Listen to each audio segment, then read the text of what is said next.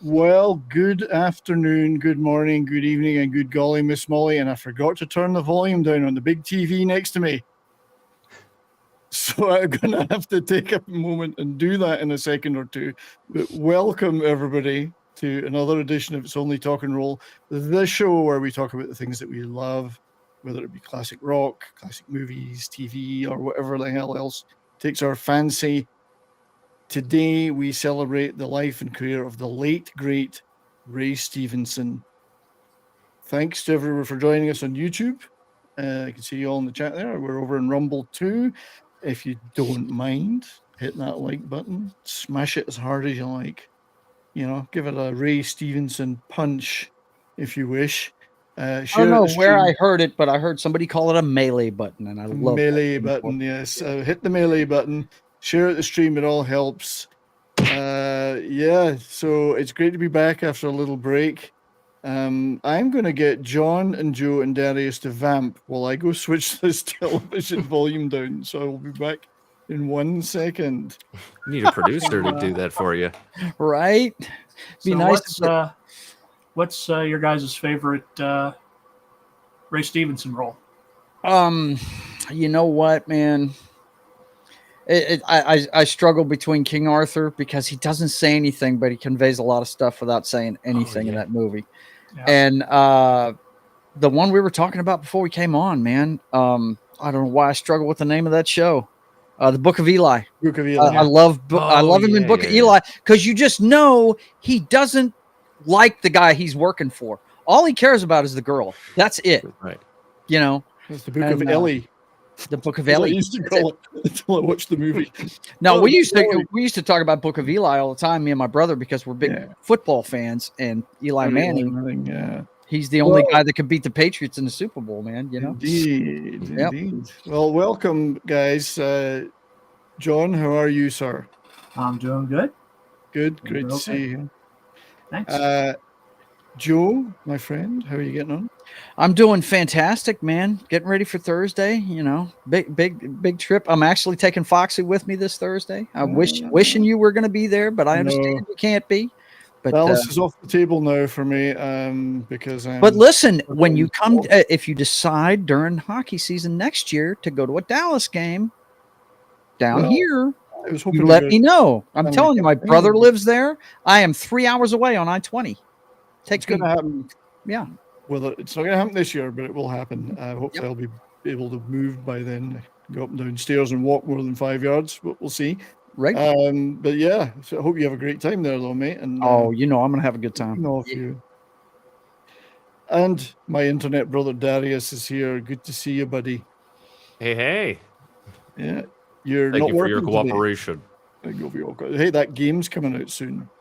Yeah, it looks great. Good. RoboCop way game? better than RoboCop 3. It does look good, you know. It does look good so far. I don't get excited about games now because there've been years of. You can't tell now. They're putting out games when they're not finished now. It's ridiculous. Yeah, I know. You know, Ray would have made a great boardroom member in the remake of RoboCop. It wouldn't have saved the movie, but working for OCP, right? I think you got a point. There's a lot of roles. I even thought that at one point he would have made a good Bond. I think. Ray Stevenson. A little big. Sure. He's a little big. When he was younger, when you look at him when he was younger. Yeah, but he's a big guy. Bond's supposed to be Joe Average. But he didn't bulk up so much later in his career. So, because I have pictures to prove it. We have pictures to prove it. I just like to see, no, not that good. I'd just like to say hello to everyone in the chat on YouTube. We have the wonderful Vince Vomac. Good to see you, buddy. Who else have we got today so far? We have we got Canadian version of this guy. Yeah. Canadian Spider-Man's here. Our great mod D Bud Martin. Our excellent friend Christian Delorme, who is now also a mod. I hope he realizes that. Oh no. Power and the glory is his. I'm scrolling down. I noticed Jacob Ironside is here. Good to see you, Jacob. We have Anna McConfusa. Hello, my dear. Good to see you. Who am I? Who am I? Yes, the aforementioned Canadian Spider-Man, who has been race swapped from American to a Canadian Yeah, Spider-Man. So you know, there you pretty go. interesting. Yeah. I know there are others because I saw them. Smilex. Good spider moose, more amazing than a spider goose.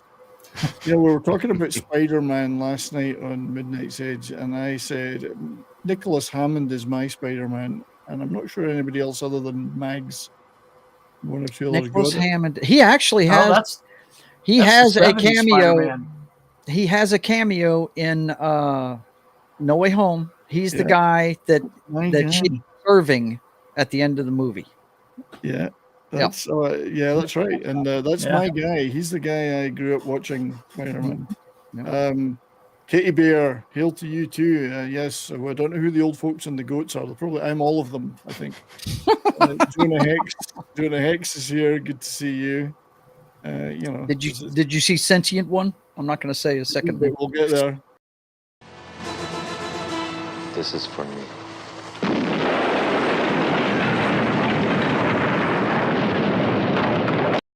Whenever I insult myself, I'm going to play that clip. Where is Sentient Dildo in my list? He's there. He's Is there. he? Oh, there he is. He says, Sup, Brahma. I must have missed one. Oh, right. I didn't see any pride flags. Consider your ESG score deducted. This is my pride flag. Okay. I'm proud. And think of the singer. So there's my ESG score all the way up. Mm-hmm. Yep. There's My pride- don't like it, My they can pride eat you flags alive. are all over this room, man. Everything I love is all over this room. Yeah, Yep. I'm right behind Rob Halford, albeit a few feet distance. I mean, I'm He's not your too turbo close. lover. He's my turbo lover. Yeah. Turbo lover, baby. Yeah. Yes.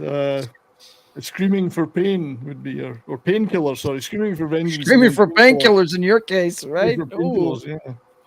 Yes, but yeah, welcome everybody. So there may be other people joining us later. I certainly hope so. Last week, while I was on holiday, one of my favorite actors, Ray Stevenson, passed away at the untimely age of 58 while shooting on location in Italy. This gentleman was born in Lisburn, Northern Ireland in 1964. Oh, well, see, Son of his an stock just went up. Son of an RAF pilot. So being in the RAF myself, I feel an affinity there. And an Irish girl, but he later moved back as a young lad to the northeast of England, Northumbria. And I guess I didn't, got into acting. I think his first kind of full-time gig was about 1993. And then he paid his dues in a number of British TV soaps and dramas. Like most jobbing actors do, they'll do some soaps, they'll do some cop dramas, they'll do guest episodes and shows here and there. And here he is as a young, fresh-faced lad. Wow. Lovely looking guy. As I say, I mean, I guess just add a few years to that, he could have been Bond. He wasn't all bulked up yet. Big guy though, 6'4". 6'4". That's the thing that would kill the Bond thing, I think. Yeah. 6'4" is too big to play Bond. And this is his first movie part playing a bit part as a journalist. And I did have the name of the movie written down here, and I'm screwed if I can remember it now. I mean, I've never seen it, but I mean, his first role ever. A Woman's Guide to Adultery. Yeah, I believe I it's saw that. called. That's what I'm But talking he was about. just An playing a journalist, educational film. not the adulterer. However, he did play a gigolo in another movie, which was called The Theory of Flight, which I have seen a long time ago, directed by Kenneth Branagh, a fellow Northern Ireland person. So, and he played a bit of it. See, he looks a bit more Bondish there. The character's name was just Gigolo. It was just gigolo, yeah. Actually, I think he did have a character name, but I'm not sure he said it on screen. Well, he's credited as Gigolo. It's gigolo, yeah. So, Gigolo. Irish Gigolo. indeed, Just a Gigolo. he was hired by somebody's character to make love to his wife. So cuckold should have been the other character's name. Yeah. Yeah, but not in The Woman's Guide to Adultery. Not in the wounds. No, he did not do that in that. So, and if, by the way, if Brahma is in the chat, I forgot to say hi to Brahma. So, hello, Brahma. This is a rite of passage for all British actors. They have to do something either by Jane Austen or Thomas Hardy. So this was his Thomas Hardy, The Return of the Native. And who is that fresh-faced That girl? is a gorgeous young Catherine Zeta-Jones. That's who that is. Absolutely. Before she messed her face Still up. my heart. Yeah, wow. Oh, yeah. She was, I had a crush on her. But she was in The Darling Buds of May, first show she was ever in, and with David Jason, and she was... She was a darling bud of my spank bank. That's right. Look out. Smoking a lot in that. So, yeah, we're going to go through Ray's career highlights, and then we're going to spend quite a bit of time on Warzone, Punisher Warzone, which is it's my favorite Punisher. Now, I'm not a comics guy, so I only go by the movies and TV. Well, I think he's the best guy that's played him on the silver screen, for sure. Yeah. No doubt.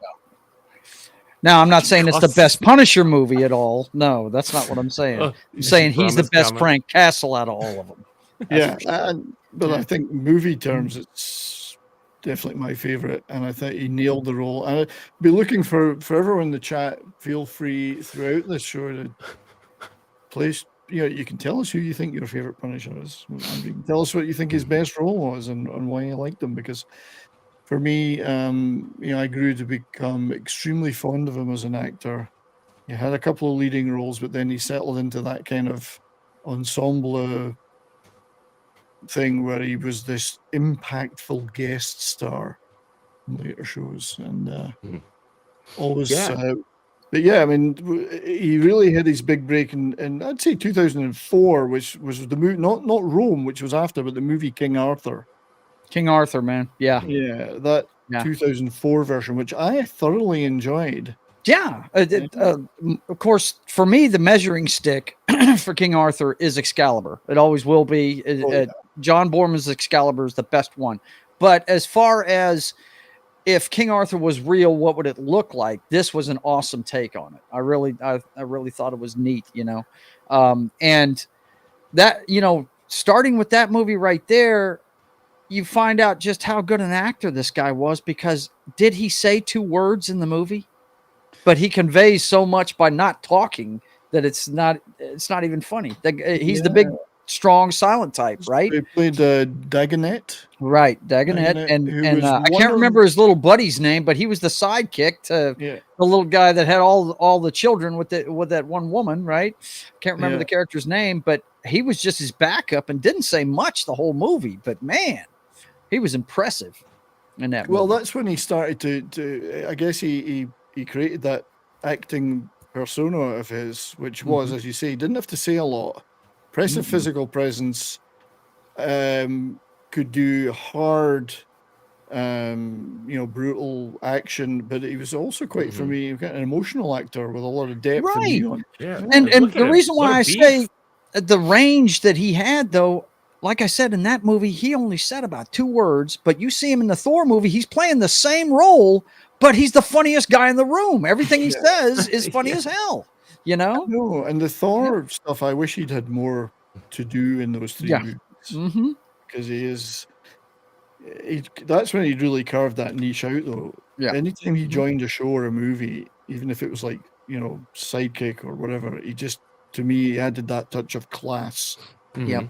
I think he was somewhere in between like a movie star actor where they just kind of play who you expect them to play, like Will Smith every time, where the role just becomes the actor. And on the opposite end, a character actor like Daniel Day-Lewis, right? Who his co-stars say, "I never met the real man. I only met the character." They get so deep into the character and the method that he was the master of a spot in between that, where he could fully become the character to the point where you start to believe it, but not to the point where he would disappear.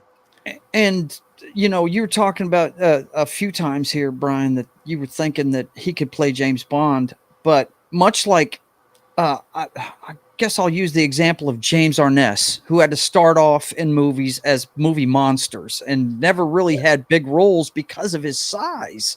You know, I mean, everybody remembers him in the movie Them and as Marshall Dillon on TV. But if you remember those TV shows, he wasn't on the screen very long. It was all about the support characters on that show. And when he showed up, he was just dealing the damage and leaving. You know what I mean? Yeah, and there's a few guys like that.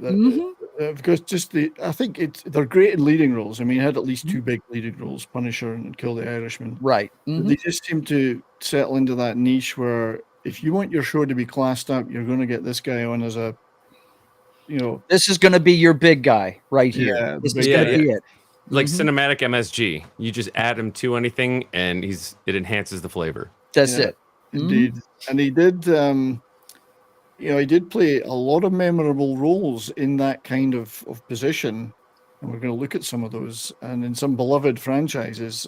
But he was known for physicality, but to me, as we've said, he had a bit of emotional depth too. And he seemed to exude a lot of compassion and in most of his roles, as well as being a guy who could be tough, you know. Even the Punisher, which was his most brutal role, I guess, and he played it as fairly hard, bitter man, and he warmed. You could tell when he warmed, he actually warmed. You know, so that's great acting. It's tough to do that, I think. Yeah, it is.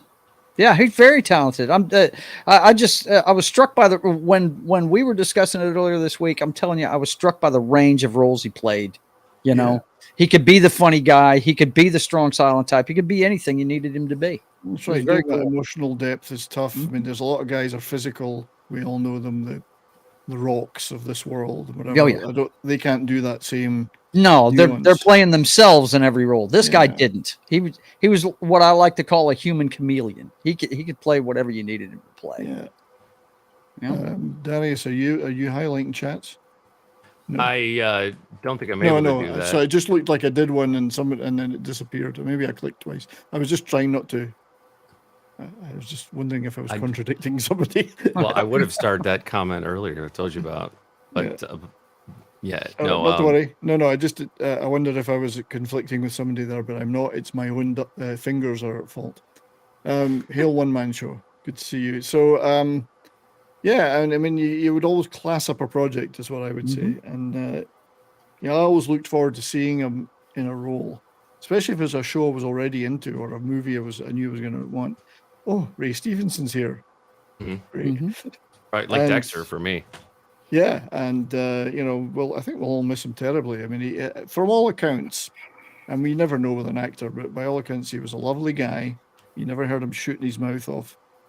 Lovely guy. Everybody warmed to him. Great pro. If you checked out his Instagram or the people that were posting on Instagram that acted with him, especially his Marvel family, they were all like, "This guy was the greatest." He was very, very helpful, very open-hearted, very funny, apparently, and they're all gonna miss him big time.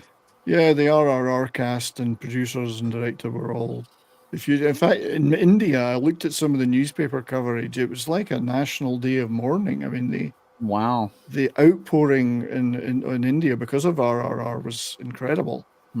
There's people in the Anglosphere are not that aware of who he was, but in India, he was beloved because of that role. Funnily enough, being a real evil shit in it, of course. But. Right.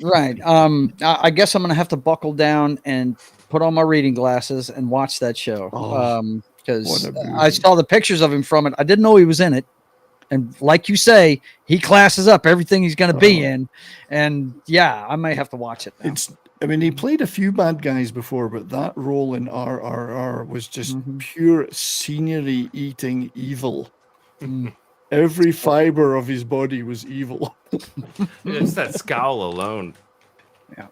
Yeah. So King Arthur, which was I'm a big fan of Antoine Fuqua, the director. He directed that.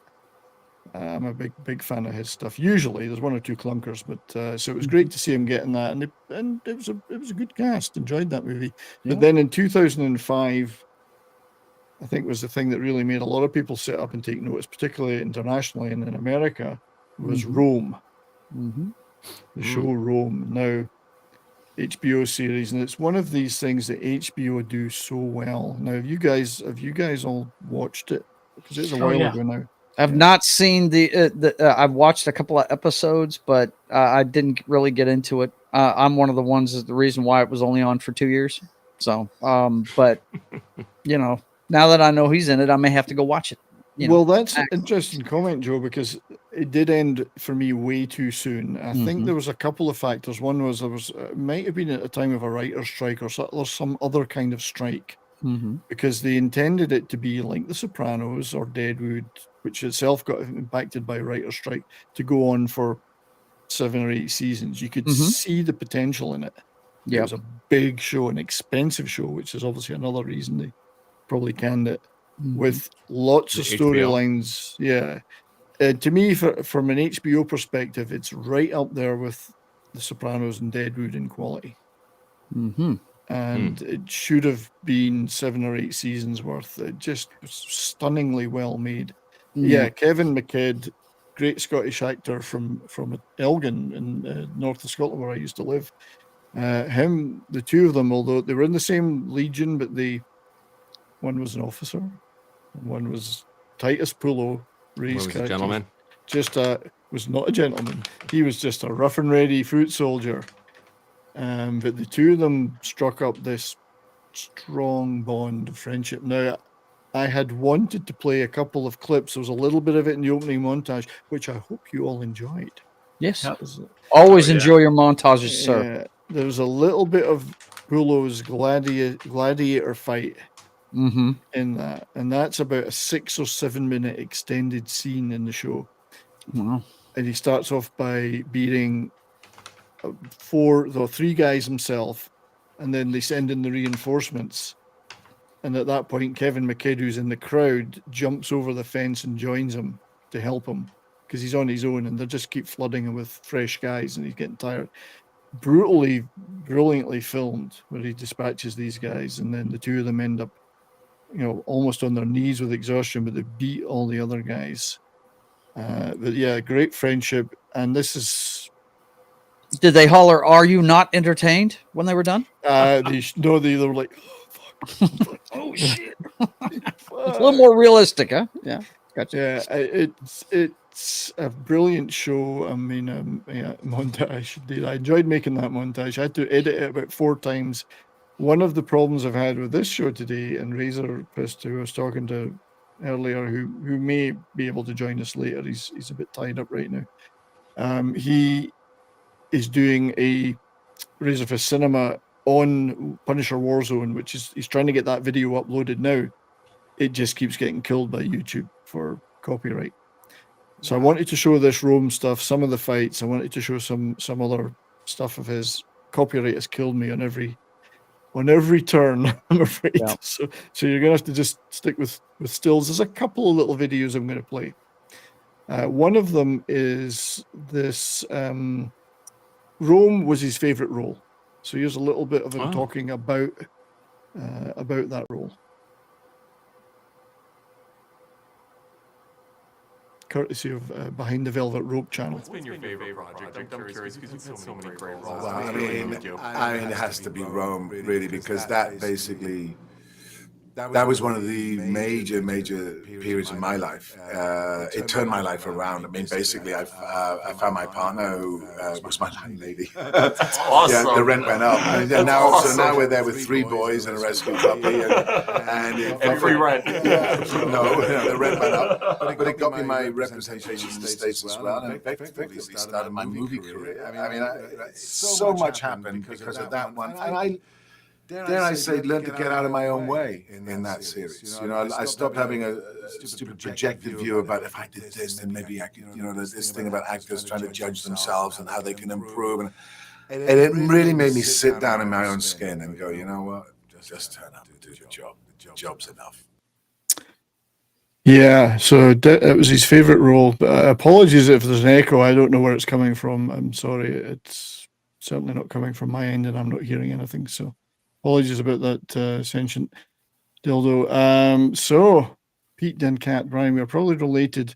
My grand's family came from Cullen and Bucky, which I know very well, which aren't far from Elgin. I actually wasn't from Elgin. I was from Edinburgh, but I lived there for a while. But I do know those towns very well. Little fishing towns up in the north of Scotland. And yeah, so we're probably not related, but we have 6 degrees of separation from knowing the same area. But and from royalty. Yeah, but Kevin, my daughter met Kevin McKidd once. He came to their school. It was his high school. He came there after he'd done Rome and God, I've just gone crazy. You know, the drug film. Oh, Trainspotting? Trainspotting. Jeez, stop me now. Trainspotting. Shoot me now. Trainspotting. Yeah, he went and visited his old high school and gave them a talk. So, Trainspotting. That's the one. Yes. So Rome. Yeah, brilliant show. Wish there'd been more. I think it would have been counted amongst one of the all-time greats if it had had its full run. But I guess, alas, we will never know. And such a great cast. So the one we were talking about, Joe, earlier, that was a movie I'd forgotten about he was in, even though I forgot completely he was in that until he died, and I was looking at his biography. Yeah, The Book of Eli, 2010. Now, we're going to skip a lot of stuff that Ray did, because otherwise the show would be like 6 hours long. So yeah, it would. I'm just kind of hitting some of my highlights, things that I'm into. But yeah, there are many, many others. Book of Eli, where he played Redridge, who was kind of like Gary Oldman's, I guess you would call his him right-hand sidekick. man. That was his right-hand enforcer. Yeah, that was his guy. Gary Oldman's Carnegie. Yeah. And this is how good this guy is. He was standing toe-to-toe with Gary Oldman and Denzel Washington, arguably 2 of the greatest actors of their generation, and hanging with them in every scene, man. Yeah, really was. Gary Oldman was still in his chewing the scenery phase at that point. Yep.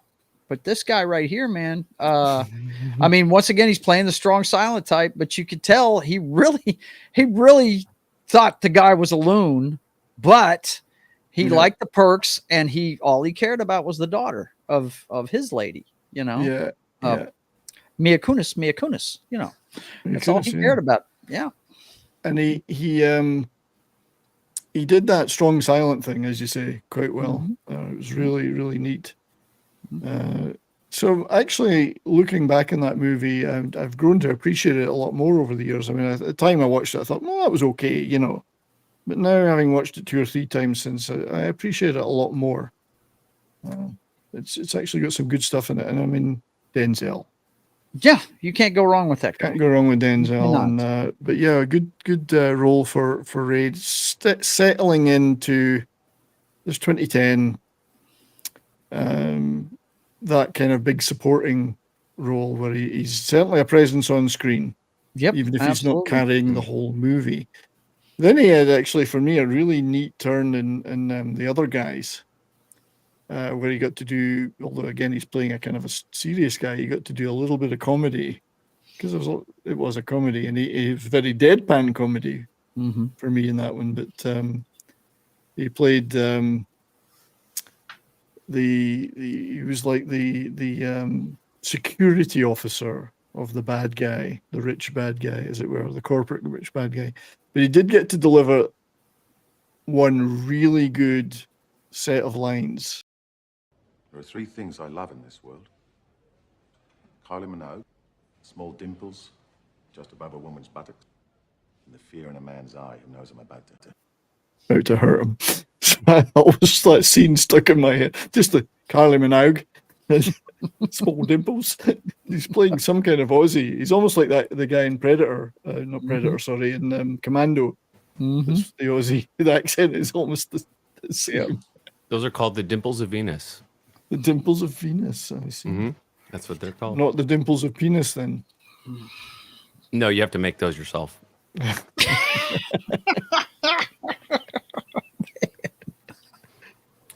And it's okay to ask a friend for help.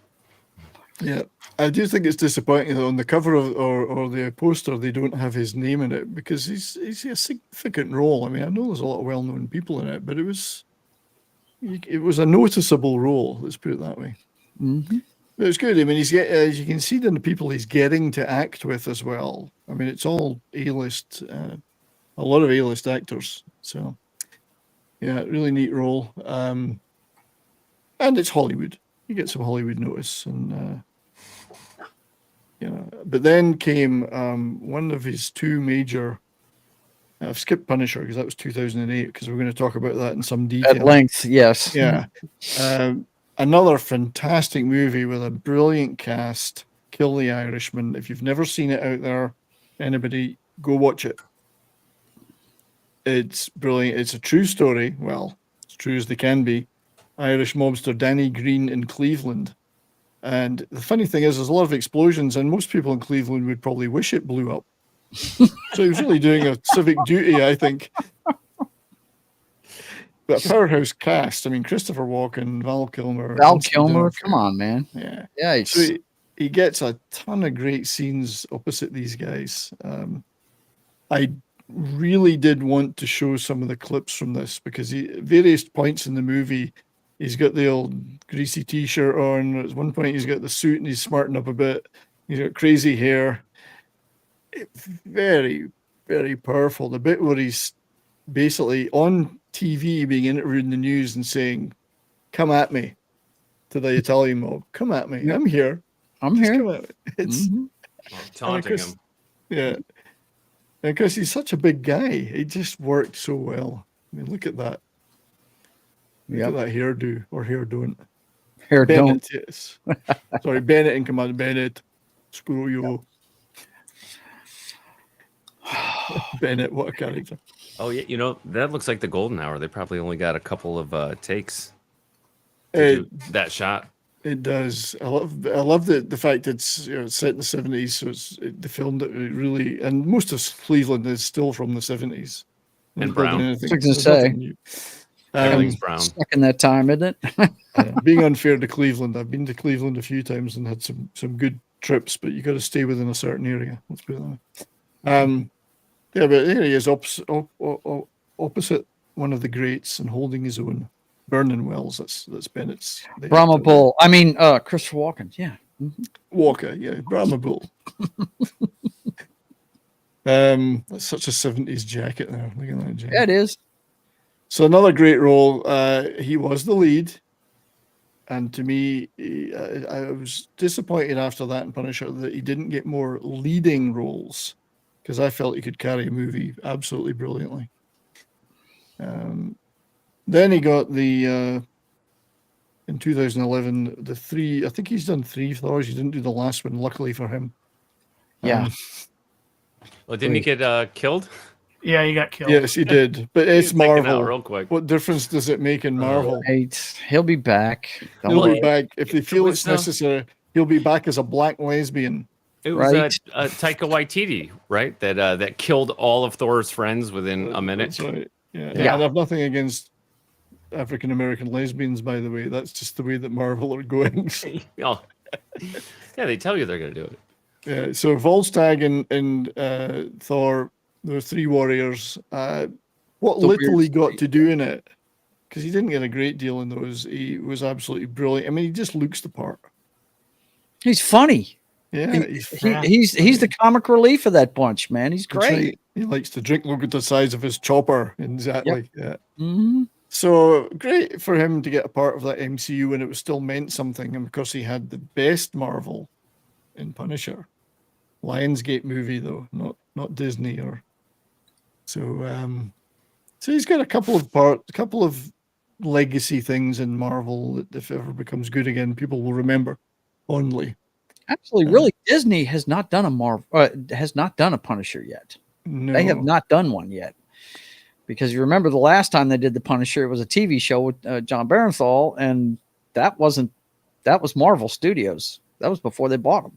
That's right, yeah. And actually, good point by Smilex that's another film he's been directed by Kenny Branagh. And I'm sure Kenny Branagh would be very happy to cast him again, being a fellow Northern Irish guy. They probably knew each other quite well by then.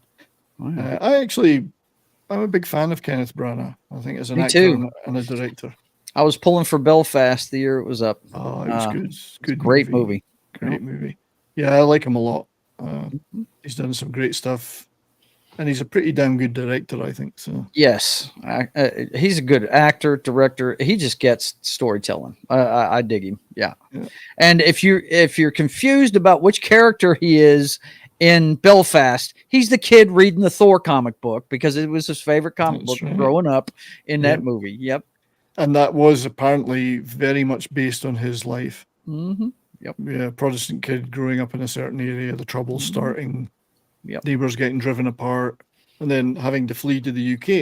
I mean, I guess you couldn't say that, not that I know anything about him personally, I never knew him, but Ray Stevenson's family did the same thing, but then his father was from the mainland of Britain. Yeah, I was fixing to say he's British, right? Yeah, in the RAF, so he would get moved around anyway, so...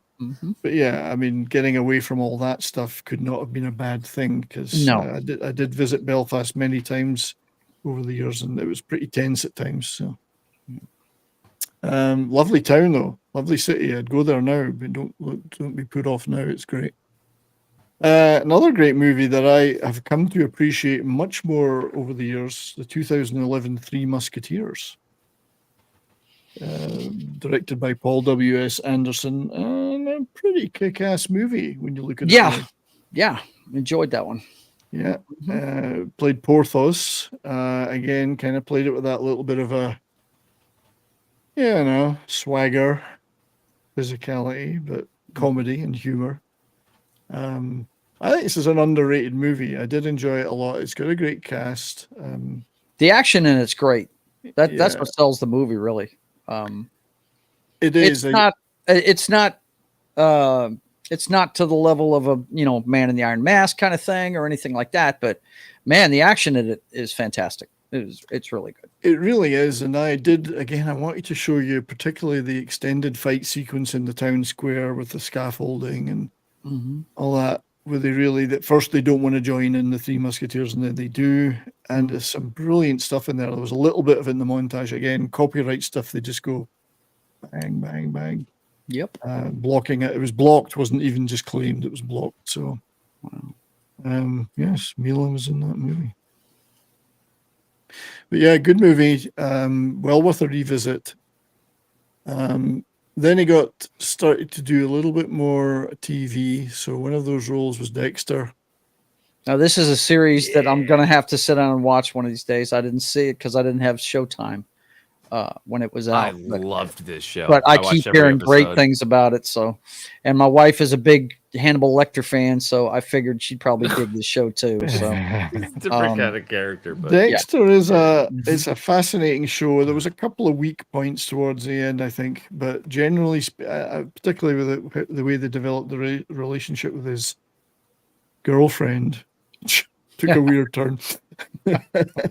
Was Ray a recurring character on it, or he was in season 7? Or was he one of the serial killers? So he was like the main guest in season 7, and he was a Ukrainian.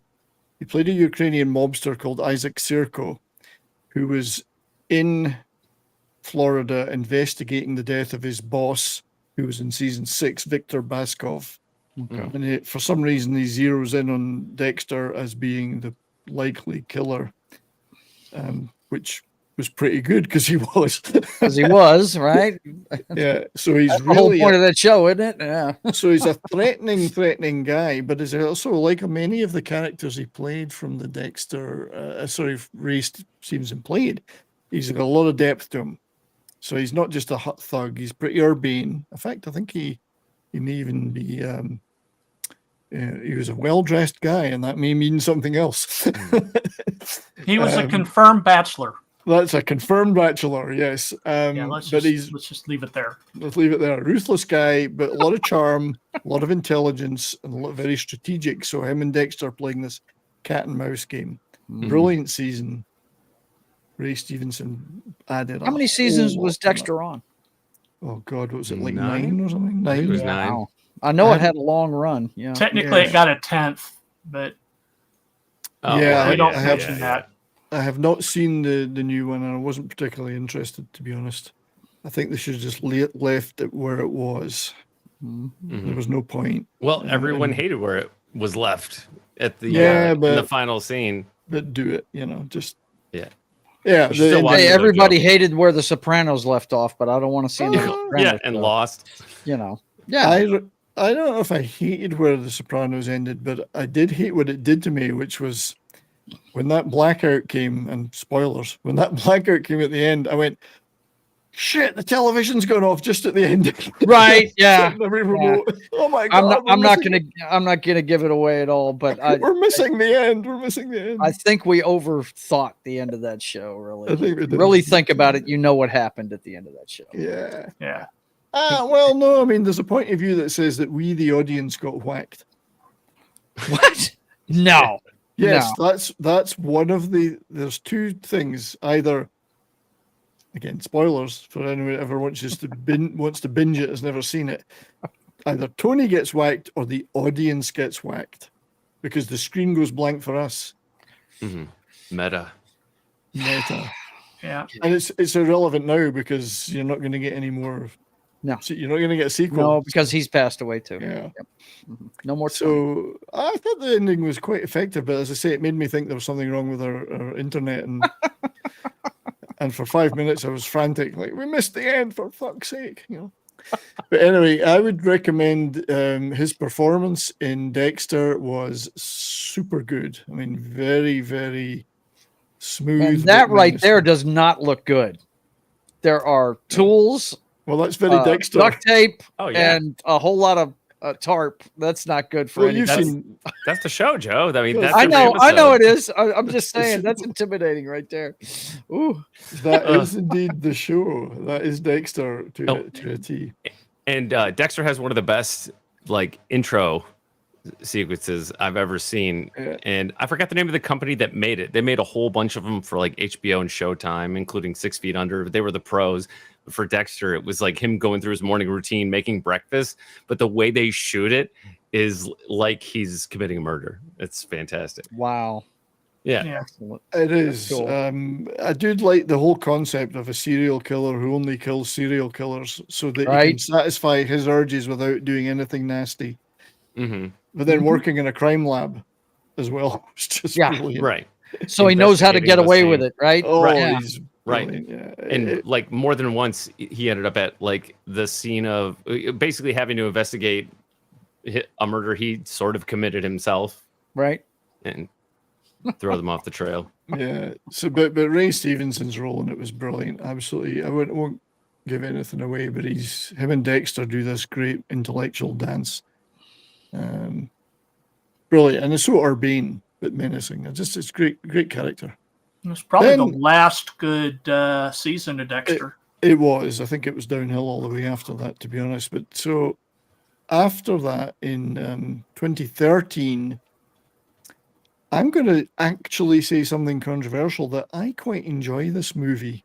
Okay, now I'm going to have to see this because I didn't see it after seeing the first one. I was like, oh my God, now they're going to add The Rock and Bruce Willis to this? Oh well, my God. Yeah, it became. Now, don't get me wrong, and Ray Stevenson's not on the poster here, but he does play a significant role in it for me. It's a ridiculous movie, but it's a fun, ridiculous movie with a lot of humor and a lot of really good action, of which Ray Stevenson is a big part of. Now, he plays Firefly, and again, I don't know the G.I. Joe mythos of the toys. Right. He plays Firefly. Cobra's explosive expert. Yes. Oh, okay. And he does have a line in it about it's only 9 a.m. and I've already blown up whatever. Most people are not even up yet, and I've blown up a whole building or something. Right. He's got a lot of humor in it, and he does get to beat the shit out of The Rock at one point, which is fantastic. Oh, there you go. That's awesome. I'll watch it just for that. That's right. The Rock never lets anyone do that. Not even Jason Statham. Right. He had him, and he was about to kill The Rock, and he was saved. The Rock got saved by somebody else. So this was the closest. I have to watch it just for that now. Oh yeah, it's a lot of fun. I mean, again, it's bubblegum, but it's G.I. Joe. Come on. Well written. There's a lot of humor in it, and it does contain some great performances. Not particularly from The Rock, but Ray Stevenson's great, and so is this guy, Lee Byung-hun, one of my favorite actors. Korean actor. He's in a ton of great movies in Korea. He's also done like Red, I think he did. Or, Is he Snake Eyes in that movie? he's not Snake Eyes. Snake Eyes is He's Storm Shadow. Storm Okay. Shadow, so they're like this with each other. Mm-hmm. But he's a complicated character because he's not necessarily a baddie. I think he's a baddie because he thought he was bad, if that makes any sense. If I remember right, Snake Eyes was played by Ray Park. He was Ray Park, yeah. Of course, you never get to see him, but Dark he impersonates Snake Eyes at one point because he wears the same gear. Okay. But Lee Byung-hun is a great actor, great Korean actors, and a ton of brilliant movies. And I'm he's in Squid Game. He's in Squid Game. He's the front man in Squid Game, yeah. Right. Which was a big reveal in Squid Game about halfway Spoiler. through. And Yeah. it didn't mean anything to us at the time when we watched it because I didn't know how big a star this guy is. But that reveal was huge in Korea, that he was the actor. Great actor. So I just skipped that. But yeah, so Firefly, I do think I have a little clip. Oh my God, he was in Terminator Genesis. Yeah, forget about that. He is. but I'm not watching Yeah. that. I turned it off after 20 minutes. I'm not watching. Find I some of watched his it and I forgot Korean it. movies because they're kick-ass. I mean, he doesn't always play action. He plays romantic roles, all sorts. He is a wonderful actor. So we've got a little clip of something we can play, which, oh yeah. So it's a character profile, a little short character profile for Firefly. And this one was not copyright screwed, so.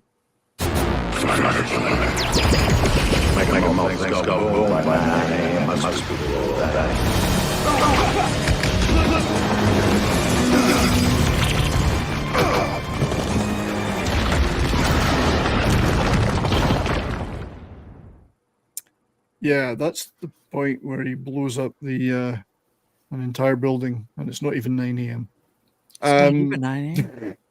But that scene is good because Walton Goggins, who's a brilliant actor, Oh yeah. is it's a jail, that building, and he's the prison warden, whatever you want to call it, and he's hilarious. He's only in it for 5 minutes, but he's funny as hell. Just choose the scenery, something rotten. So Storm Shadow is a bad motherfucker. Well, he is a villain, but he has motivations which may help him. He may be my enemy's enemy is my friend at times, if you want to look at it that way. But it's a I love the smell of C4 in the morning. It's a fun movie, and Ray's great in it. I love this. I think we've established that Ray is great in everything he does. I love this picture of him. Yeah. It's just that's after he's blown the building up and killed about 50 Yeah, that people. looks like the face of an explosives expert right there. He knows what he's working with. Yeah. And he can be hit by a car at high speed and survive, so he's a tough guy. So moving on from that, it's not everyone's cup of tea, but I enjoyed the movie, really I did. So 20 sorry, leave it. My wife, for some reason, my wife really loves this guy, and I have no idea why. I don't get it. No clue, right? No clue. No. Didn't have anything to do with the physique. Now, this is a show I'm going to have to watch. Another Black show that was on Sails. Showtime or one of these services that I didn't have at the time. Yeah. Black Sails, man. I found out that he played Blackbeard, and I've got to see this now. It is. Yeah, it's a great show. I mean, Toby Stevens, who plays the lead character, is brilliant. I'm a big fan of Toby Stevens, and he's brilliant in it. But he gets a true worthy adversary when Ray Stevens joins. I think it's maybe season 3. Yeah. Season 3. He plays Edward Teach, aka Blackbeard, and my God, does he dominate the screen when he's on. He's calm, menacing, and then violent all of a sudden. He's a clever guy though, smart guy. He's not a thug. Again, Ray seemed to play those guys so well. Mm-hmm. You've seen it, John, yeah. Yeah. What, I love Black Sails. Yeah, Black I've Sails been is watching brilliant. it, but now I've got to step it up and find out where to watch it because, I got to see it. There is some good stuff in it. It's a little wonky towards the end, like most of these shows do. But for the first 3 or 4 seasons, freaking brilliant. And Blackbeard just dominates when he comes on. Oh yeah, So- he owns the whole show. Oh, it wins it. Yeah, if they'd made, I wish they'd made an entire show just about him. Yeah, he should have got a spinoff. Yeah, Definitely. spin-off would have been brilliant. Yeah. So another high point for me, certainly for his television work. This and Rome, I mean, they're just phenomenal parts. And then he did a little later, 2020, he did a stint on Vikings, about 10 episodes. Razorfist joined. I really wish he'd come on Vikings sooner, you know. I'd like to welcome another guest to the show. Welcome, Razorfist. How are you, sir? Hey, good to hang with you guys again. Yeah, thanks for joining, buddy. Yeah, I know you're hard at work trying to get your Warzone Punisher Razorfist cinema video up. How's that going? Well, in the meantime, I'm chopping it up, trying to figure out a way around it, but I don't think that's really going to work. So I'm just fighting it. It's already been 24 hours since I first counterclaimed on it, and I think they have a 48-hour limit before they have to respond, or else it goes up by default. So either way, it won't be sent to 90% of my subscribers' feeds. So who gives a shit? I uploaded it everywhere. It's on Rumble, it's on BitChute, it's on Odyssey, it's on unauthorized TV, it's everywhere. So YouTube's loss is everyone else's gain. Okay, that's right. We'll be checking it out on Rumble. Thank you very much. As you can see, I was ready to plug it, but it's not on YouTube, but we'll show it in Rumble later. It is not, yeah. I have been attempting.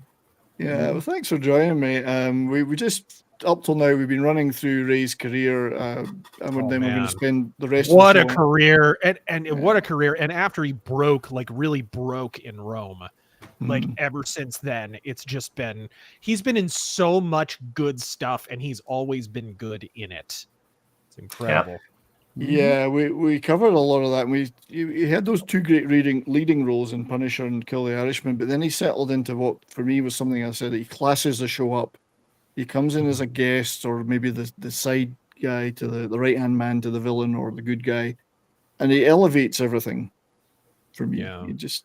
He had the physicality, but the emotional depth, and we covered most of the great roles. I think. I mean, other than Warzone, Punisher Warzone, which obviously you're very familiar with, what would you say was your favorite role that you did? Other than that, I really loved him as, I think he was the heart and soul of Rome as Titus Polo. He really was. In a lot of ways, he was. Like, everyone wants to be Lucius Varenus, but everyone thinks they are Titus Polo. You know what I mean? Like, he was the flawed guy. He was the human kind of guy, the guy who's going to mess up all the time. Yeah. He was just so masterful in that show. And I think the whole idea of the show was kind of like to follow, kind of sort of like the Hidden Fortress or something. I think the creator of Deadwood wanted to do a Rome concept that was kind of similar, actually, around the same time, and then found out they were doing this instead. And his idea was like beat cops in Rome, right? Centurions just dealing with crime in the age of, it was actually going to be set during Nero's Rome, the time of Nero. Oh, geez, right. Okay. But this one was different. It was already in development, but it wound up being similar in some ways, in that you follow sort of two just foot soldiers. Yeah. And so you get kind of the idealist and the captain and whatever in Lucius Varenus, and then you get Titus Polo, who is basically the everyman. That's essentially, he's meant to embody that, and he does it so well. He does, and I love the relationship between the two characters. The bond, even though they were from different strata, the bond they formed. Mm-hmm. And to the point where, as we were talking earlier about that great 6 or 7 minute scene where Titus has to fight 3 gladiators, dispatches them all, then they send more in, and Kevin McKidd's character jumps over Lucius jumps over the fence and joins him to support him. That brotherhood became firm there. Lovely stuff. Incredible. I know. I wanted to show that clip, but copyright. Yeah, good luck with all that. Although strangely enough, I have found using HBO clips to be way less problematic than some other things. Yeah, I've had 30, 40 full minute segments from Deadwood and whatever in some of my videos and haven't gotten any grief over it. That's but pretty good. Whatever. What was that scene Knock had me show, John? It was one where he was going to kill a dude and he was making jokes about it or something, or he was talking about a peach tree or something. He was about to become a famous dude, and I never got hit for it. I never had to In do anything Deadwood? like that. No, in Rome. Rome. Yeah. No, Rome. one of our guys on the Wednesday show. We showed a scene with him in it. It was pretty I think the problem for me is that I was trying to show too much. If I'd just trimmed it down to 20 seconds or something, I might have got away with it. But yeah, it's a great scene. Anyone who's never watched Rome needs to watch it. Yeah, I just love his character, even though he kills Cicero, which is bullshit. It's fucking bullshit. Well, do we look to our shows for historical veracity? Well, no, I mean it's bullshit because Cicero was awesome. Oh, true. Yeah, no, I see what you mean. Yeah, I but forgive him. I do like the sound of that the show that you're talking about, though. I would watch that. CSI Rome, I guess you could call it. Well, it was it was David Milch, right? So the guy from NYPD Blue, who ultimately went on to make Deadwood. Yeah, and Deadwood basically happens as a result of this Rome show not happening. His idea was he wanted to tackle the concept of what actually is civilization, right? If you have no law, can you still have order? And so Roman order. Yeah, there you go. He was looking at lawless periods in human history and how communities sprang up and whatever. And he honed in on the time of Nero in Rome, which was a time of anarchy. There was really no law in large sections of Rome and what have you. And so you kind of had this, and also he was going to have a lot of stuff that Rome wound up not getting into too much, which was, that was the time of the onset of Christianity and some of that. And so that was going to kind of play in. And basically he pitches this whole thing. He's so excited to pitch it to HBO. He's like, got this great idea. Beat cops in Rome. They're going to be dealing with this complete collapse of law and order. And blah. They're like, David, we're already doing that. We're already doing He's like, oh, what about the Old West? There we go. Switch. Yeah. Oh, well, I'm glad they did that idea in Deadwood instead. I'm kind of glad, though, because I love Deadwood. I mean, I know you do too. I'm glad they made it. Yeah. We didn't lose anything there. We gained. Rome, though, should have been a 6, 7, 8 season show. It's a real shame. Yeah.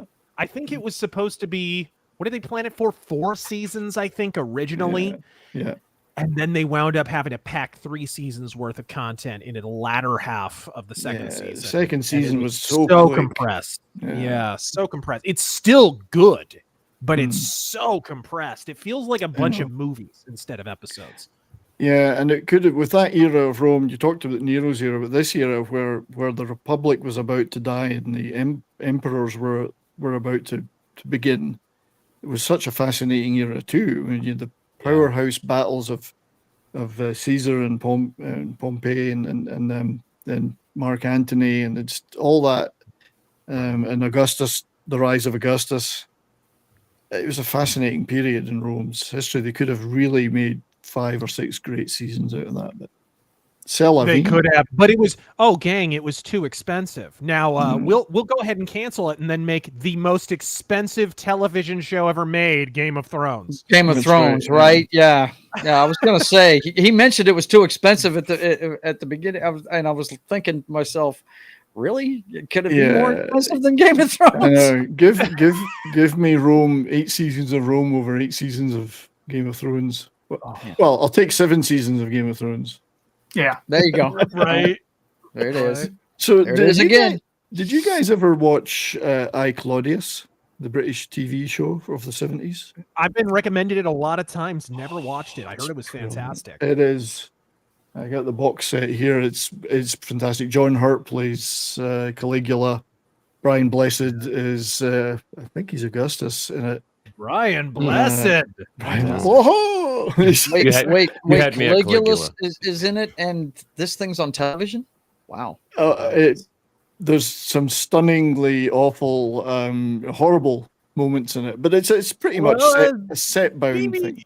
Yeah, BBC could get away with some stuff. Oh, yeah. Can they? Okay. I was about to say, they probably couldn't do it in the States on regular television.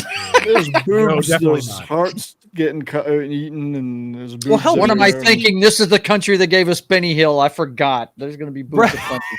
Yeah. Well, BBC, I think, wound up airing some of the HBO dramas uncut later on. Like, Oh, yeah, bought the BBC. rights to, Wow. was it The Hey, Wire? I grew up. Was it The I grew Wire up I'm on the thinking of? BBC. Spike Milligan, Monty Python, Yeah. boobs everywhere. Right. Yeah, I Claudius is. I'd recommend it. Even today, it stands up well. It's Yeah. mainly on sets. There's no exteriors, so it could be any era it's filmed in. Mhm. Derek Jacobi, Brian Blessed, John Hurt, Patrick Stewart. Yeah, supposed to be Patrick very, very Stewart good. was in a lot of stuff before the Americans figured out who he was, man. No doubt. Um, It's great. And nobody Anyway, remembers his Othello. yes. Right. I remember do him as that. Guinevere's dad in Excalibur. I remember him in that.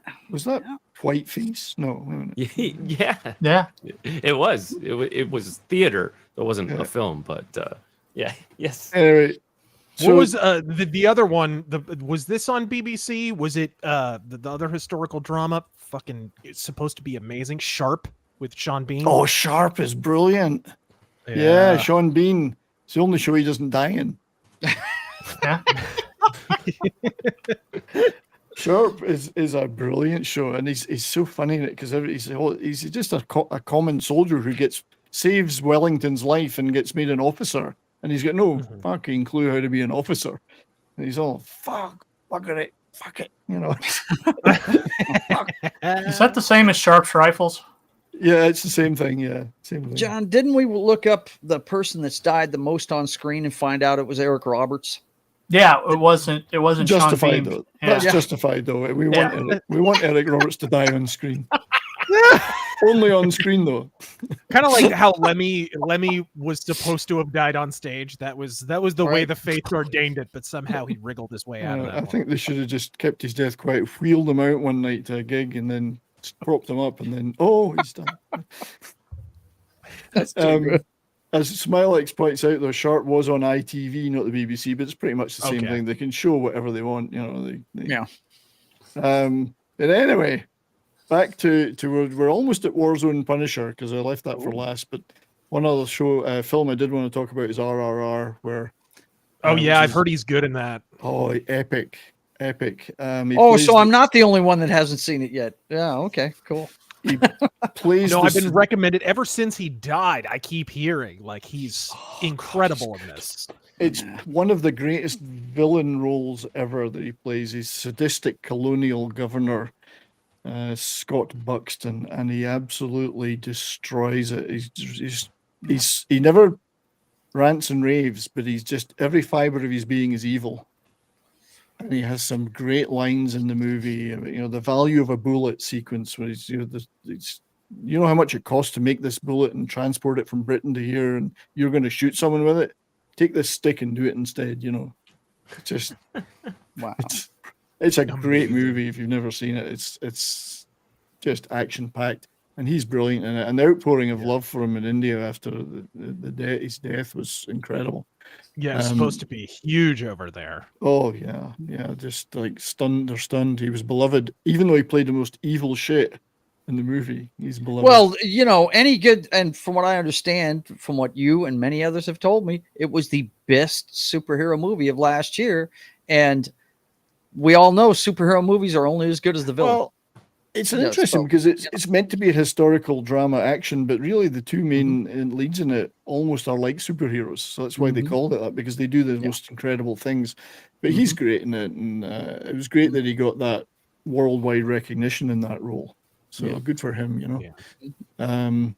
So I left out a lot of stuff, Star Wars, various other shows that he was in, Divergent, which I've never seen. Yeah, he's going to be in Ahsoka, something that Star Wars nuts are really looking forward to. I mean, I haven't liked much of what Disney's done with Star Wars, but this I'm looking forward to. And part of it is because he's in it. So, you know. Yes. So glad that you were able to join us at this point, Razor, because we're just about to dive into the main event, which obviously is the best version of Punisher. Frank Castle ever put on the silver screen, no doubt. It really is. You can even see it in that image right there. Yeah. It is a Tim Bradstreet illustration come to life. The whole thing is just a moving Tim Bradstreet Punisher comic. Amazing. Yeah. Yeah, and I'm not a comics guy, although I've bought a couple of good comics from you, Razor. But I'm about to get one. Oh, nice. But the I got the whatever package. Goes to the Badlands, which we'll be showing a little bit of later before we wrap up at the end of the day.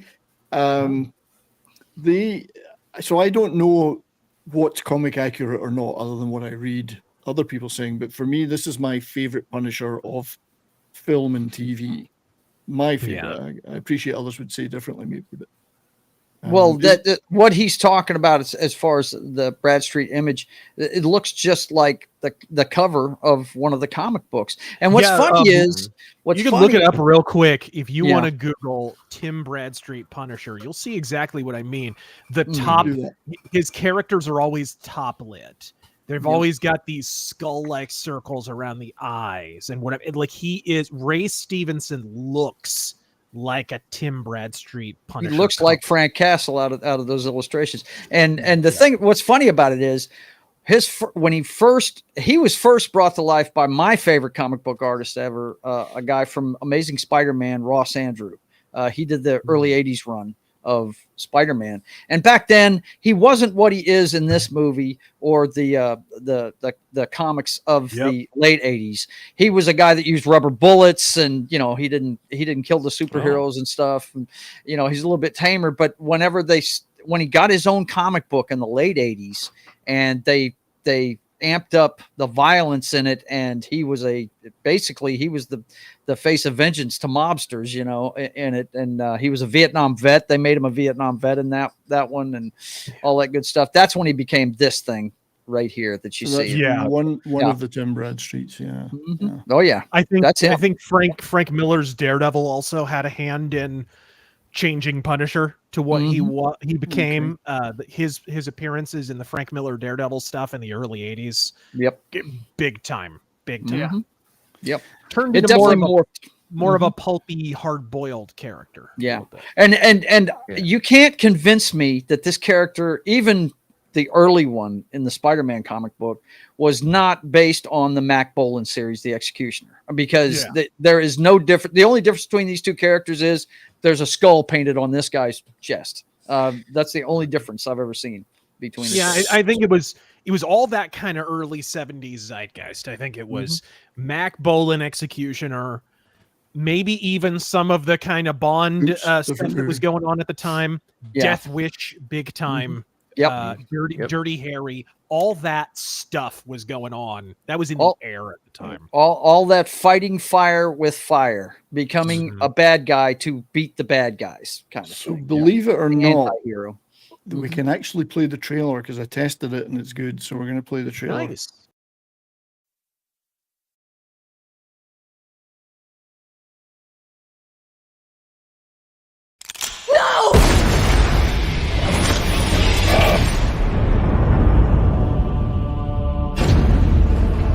City is under some kind of terror threat. He said something big was going to happen. Somebody has to punish the corrupt.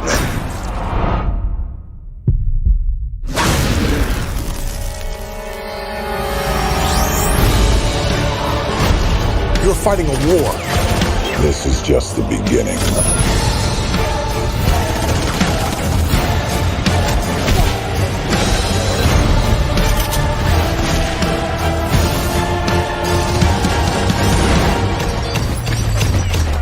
God be with you, Frank. Sometimes I'd like to get my hands on God. Punisher Warzone. Nice. Wow, that's nice. The movie kind of came out of nowhere. It was during a period when this is the first Marvel Studios film, by the way. This is the very I didn't first know that. So Marvel Knights Iron Man, called it as well. Marvel Knights. Everything. It was part of the Marvel Knights imprint, which was supposed to be a series of films and never was. It never became a thing. So that's why you see the Marvel Knights logo at the beginning there. Yeah. At the beginning of the film, I mean. And it was kind of a It was supposed to be, I guess they would have made a Daredevil movie, probably Morbius, you know, whatever. There was a bunch of Marvel properties that more so fitted the Marvel Knights street level heroes thing. Moon Knight. And Warzone disappointed at the box office because it kind of came out of nowhere. And consequently, that Marvel Knights thing just never really became a thing. Yeah, But it is the first Marvel Studios film, and is an important watershed in that sense. And it's bizarre that Marvel essentially pretended it didn't happen. Yeah, they didn't, because everybody's under the impression that Iron Man was the first one, you know, and it was probably the first one that where they had real control, right? Because in this, one of the big issues when they were making it, and one of the reasons Thomas Jane walked away from, because he was supposed to be in this. He's the original Punisher in the 2004 film. Right. Yeah. One of the reasons that Thomas Jane walks away is Marvel had a bunch of notes for the script. They were going to make a darker Tim Bradstreet, kind of Garth Ennis version of Max Punisher. Not dissimilar to what this movie wound up being. And, but Lionsgate, we're going to be distributing it, and they basically had veto power. And so Lionsgate kept shooting down Marvel's suggestions. Marvel would come up to them with all these great notes on how to make it more like the Punisher, and Lionsgate would basically shoot it down and say, we want to do X, Y, and Z. And finally, they get a hold of this new director. So Thomas Jane walks away from it because he's so frustrated. Thomas Jane's a big Punisher fan, by the way. I used to, I should mention, my roommate is my old roommate used to be the biggest Punisher collector in the world, and no hyperbole. Has everything, every single thing. And so he's met all the cast members. He has Thomas Jane on his contacts list on his phone, you know, the whole 9 yards. And Thomas Jane is a hardcore Punisher fan.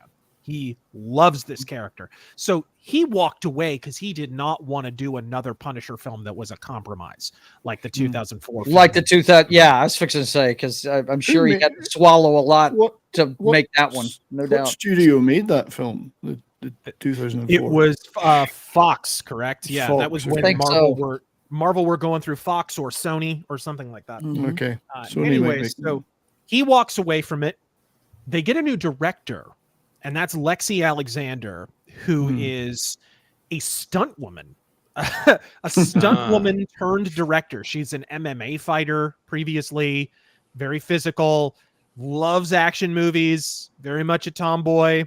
And so she kind of comes in, and even though Marvel and Lionsgate are having this conflict, she basically creates a bridge between the two. And she reads the script and says, okay, so here's what I'd like to do. 80s action movie that just happens to be released in 2008. And Lionsgate and Marvel at the same time are like, perfect. So it's the one thing they can agree on. We're making an 80s action movie, basically. And that's probably the reason this movie turns out so well, is basically because Lexi Alexander steps up and says, okay, this is the direction we have to go. She basically takes the bull by the horns. And it's unfortunate Thomas Jane stepped away, because I think he probably would have been pretty satisfied in the final product, to be honest. I mean, and I've got a lot of respect for him. I think this is the better movie than his, but I have a lot of respect for him as an actor and a person. As far as a Punisher movie, this is definitely better than the original. Yeah. No doubt. I do love the look of it. I mean, there's a fantastic cinematography. It creates a moody, dark, but neon lit look, which is just beautiful, I think. Yeah. Have you ever, if you've never tried watching it in black and white, it also looks really, really good. No, I never tried. The way the lighting is and everything. I can imagine that with the high contrast pictures in this show. Yeah, absolutely. Yeah. It really looks nice. Blood and chrome. Yeah. Yeah, right. Right. Oh man. Somebody mentioned it's gorgeous. In fact, Roger Ebert famously reviewed the movie and said, and his quote is infamous, he said, "It used to be that you could rely on a bad film to be badly made, but this is like the best made bad film ever, right? In my life." And he actually wound up giving it a pretty good review. Yeah. So that's a great movie. Somebody mentioned Jimmy McNulty. What the fuck did I do? You can't recognize him in the second half of that movie. You can't recognize him at all. Oh The Wire, great show. Yeah. What the fuck did I do? There was somebody else who was supposed to be. Oh, there was somebody very famous who was going to be him, Jigsaw. Originally, Freddie Prinze Jr. Stumped to be Jigsaw, and the studio turned him down. Said they didn't see it, so he didn't wind up being Jigsaw.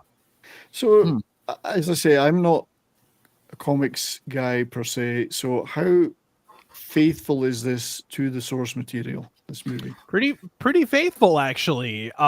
They change around the names a little bit. He's Billy Russo in the comics, but he's essentially they kind of go. He's a pretty boy to start with, and they get that in this movie. So, like Freddie Prinze wouldn't have been a bad way to go. Wouldn't be bad. Teen heartthrob guy from back in the day kind of could have worked, but they decided to go with Dominic Monaghan, which I think also works. Although he goes a little bit Two-Face from Batman Forever in places. He does. Yeah. Well, I was wondering that. I mean, I have heard people criticizing the portrayal of Jigsaw in this at times. Maybe because they don't like the actor. Could be, but yeah. I think he decided to steer into the lunacy of it. I think it works in its own way. Put it this way: he's never not fun to watch. When you're watching him in this movie. Yeah. He's entertaining as hell, and he's clearly having a lot of fun with it. He's not shitting on the material. He's more so trying to lend some kind of 80s action ridiculousness. He's exaggerating it a little bit. Yeah, he's leaning into it rather hard. Yes. Sort of the same thing that what's his name? Michael Parks did in Death Wish 5 a little bit. Oh yeah. He's just going over the top, right? I'm gonna make he's the most fun to of watch. this. He's fun as hell to watch. Yeah. It's interesting that they picked 2 British actors for the leads, really. It is interesting. And then they get what's his name? I don't know the actor's name, but the prison guard from the Green Mile is his brother, Looney Bin Jim. Yeah. I can't remember the actor either, but yeah, that's and that's not a character from the comics. That is a character that Lexi Alexander created, right? So they inserted him into the script. Doug Hutchison. Is that Looney Bin Jim? Looney Bin Jim? Yeah. Looney Bin Jim is Doug Hutchison's the actor. The only actor in this that I really knew, other than that, or knew later, was Dash Myhawk, who was in Ray Donovan, who's Bunchy, and he basically plays Bunchy in this too. He's the same, pretty much the same character except without the alcoholism. Right. Yeah. But yeah, I kind of Colin Snowman's in it too. I mean, he was in all those Pierce Brosnan Bond films. Oh yeah, I do like. Yeah, that's right. And Wayne Knight is Linus Lieberman, Microchip, the sidekick. He's so good. That is his Microchip is comic perfect. It's funny they cast him because Wayne Knight, Newman from Seinfeld, they think they're going to go comic relief with him, but as Lexi Alexander is directing him, she realizes he's way more interesting to watch when he's being dramatic. Right, when he's actually being sincere, and so she winds up basically cutting out all of the humor of his character and just going with 100% serious with him. Yeah, and it works. And I mean, I think Seinfeld. He was in Seinfeld at this time. No, that was that after for a while, but he was in other sitcoms at the time and stuff. So he was primarily a sitcom guy at this time. Yeah, but I did enjoy his performance absolutely, and. It's what's interesting about this movie is the number of people that die that you probably wouldn't expect to die. It's like being close to Punisher is a bad thing for both good and bad people. Collateral damage is a big thing in this show. Yeah. Collateral damage. Yeah. We passed long ago the opening sequence, but I went to see this in the cinema without knowing much about Punisher other than the previous movie. And I was totally blown away by the first 5 minutes because the appearance he makes at the dinner table. Oh my God. Spot on. What a scene. My God. She and Lexi Alexander, you could tell she was the right person to direct it because her quote was, if I'm watching an action movie and something doesn't happen in the first 10 seconds, even I'm thinking about checking my laundry. Yeah. Like, that was her quote. And she got it right from the beginning, a complete Punisher massacre. I call it in my movie review, I call it a Wapacost. He just murders every single Italian American. The Wappacost. That's good. I like that. Wappacost. Wappacost. Yes. Oh God, that's funny. Yeah, it is. It's and I mean the hanging from the chandelier. I'd never seen anything like that before. And the rotating, beautifully filmed. I thought, that's it. I'm in. Count me in. Yep. Yeah, there's Dash, my Hawk, and yes. the thing is, he's actually a good cop. This guy, he's done his research. He knows his stuff. Yeah, he's just stuck in the basement. Nobody gives a shit. Well, he was in, I guess that guy was cast from a previous short film that she had done. She was like basically debuting as a director. She had done some kind of student film or short film or something, and he was in that. And so she basically brought him into this movie. And it seems like if they plan to do any sequels, he was going to be sort of filling in the microchip role. If that was going to happen. It seems like, but yeah, that would have made sense. Another thing that we saw earlier after the dinner, the Wappa, what did you call it? The Wappa, Wappacost. The Wappacost. After the Wappacost, he actually walks. He walks home. He walks home through the streets in his Punisher gear, down into the subway in his Punisher gear, and then steps off into the track. He doesn't care. He's just walking down the street. No fucks. I love it. That's the thing. Frank doesn't care if he gets killed or not, or if he gets caught or not. It does not matter. All that matters is that the Wappacost takes precedence for all of it. Yes, he's a man with nothing to lose. Nothing to lose. I'd just like to, because he thinks he's finished the job at the end of the night, but he hasn't, of course. I'd like to give a shout out to our dear friend, my great friend Christian Delorme, who's super chatted $5 Canadian.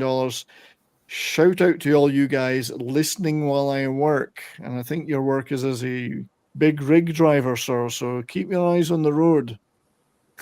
We don't want to lose you. But thank you for that, buddy. I'll have to find a suitable clip to play for you. Let's see, what have we got here? Infamy! Infamy! They've all got it in for me!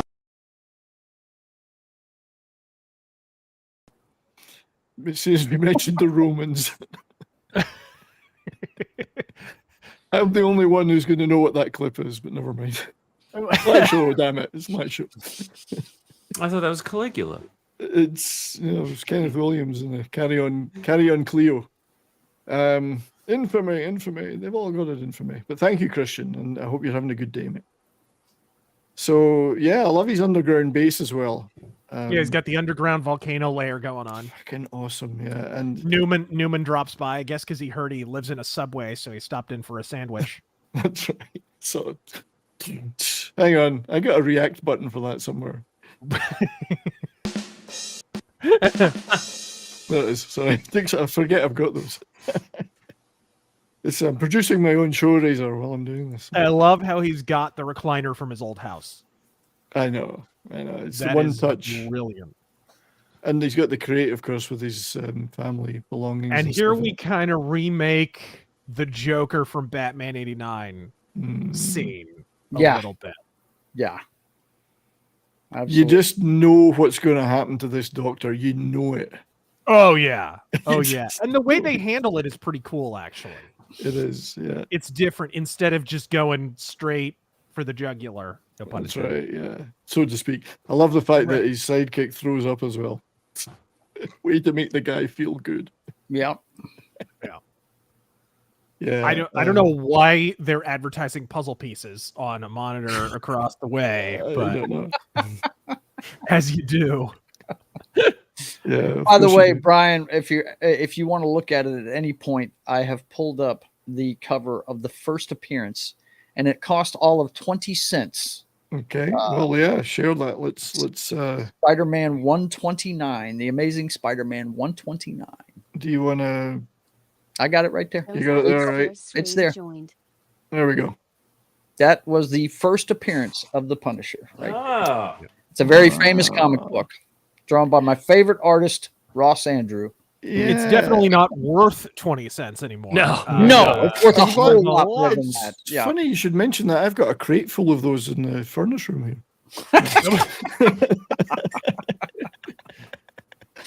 But why am I sitting in this cheap house then? Right? Yeah, that's nice. So when was that issued? I can't see that. 72, 72.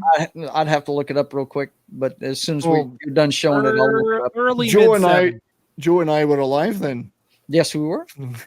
Yes, we were. Nice. Thanks for sharing that, mate. Yeah, no problem. Oh yeah, there we go. Back to the slides. Obviously, when you do slides like this, you miss key scenes and whatever, but tried to capture some of the main ones. I always thought he looks like a baseball there, doesn't he? A little bit. Yeah. It does look like a baseball. Absolutely. Just if they rolled his head, made his head a bit rounder, it'd be a baseball. Yeah, they went a different way with him visually. He doesn't look quite like he does in the comics. They decided to go a slightly different way, although it's the same general idea. The Netflix Punisher show handles him a little differently too, I should add. Yeah. Yeah, I've seen that. Yeah. Oh yeah, for sure. He's go ahead, man. Played by a really good actor too. I can't remember the guy's name. He's doing some kind of ad for T-Mobile, I think now. Isn't he? Something like that. Oh god, he's British. He's another one of the Brits that invaded the U.S. I can't remember the guy. Remember now? No. I'll look it up real quick. Somebody in the chat will tell us. Yep.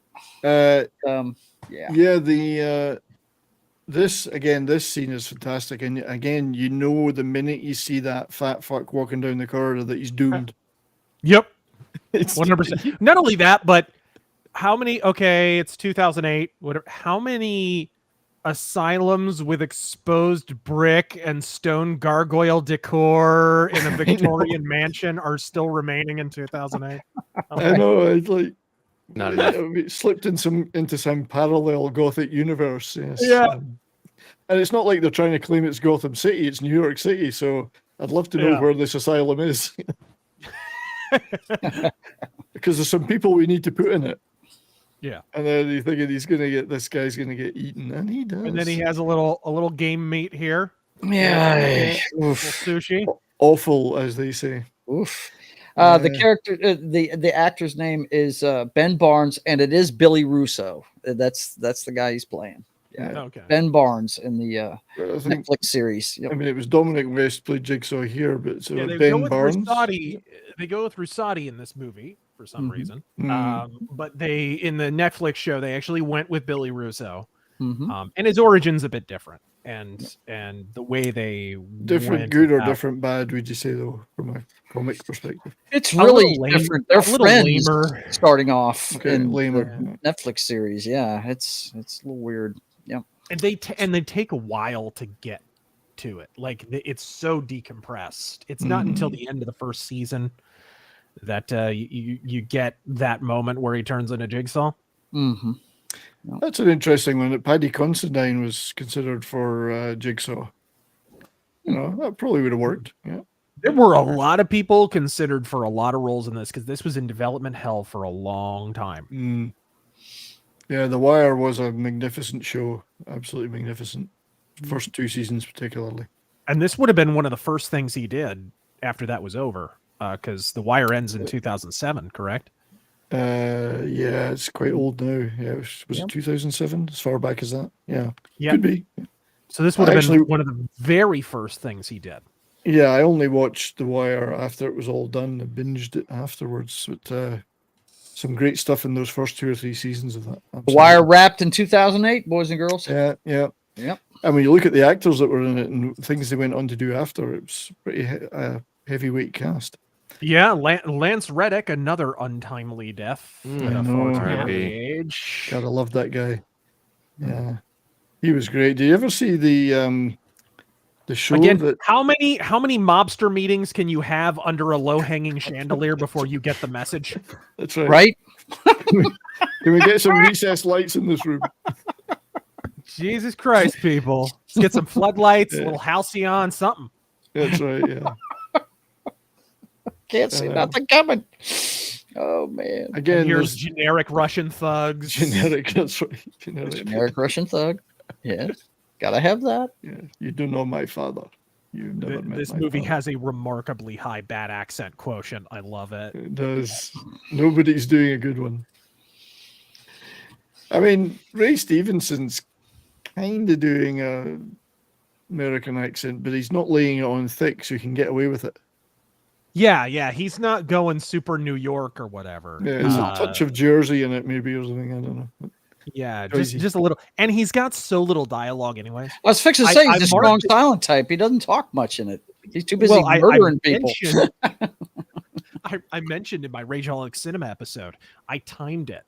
The Punisher doesn't have his first line of spoken dialogue until 26 minutes even into this film.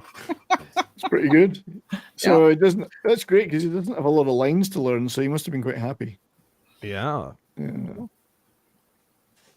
Right, I'm looking for. I'm just looking over in Rumble for your video. There it is, so we can show publicize. Oh, I put the link in the chat earlier. Oh, yeah, he put the link in the chat already. I already favorited Thanks, it. mate. Yeah, watch it later. Yep.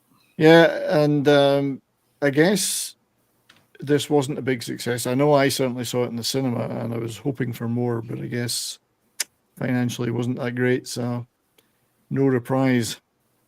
Well, and I think also it didn't do that well. It did really well on DVD, but it probably made its money back, at least, maybe even a little bit of a profit.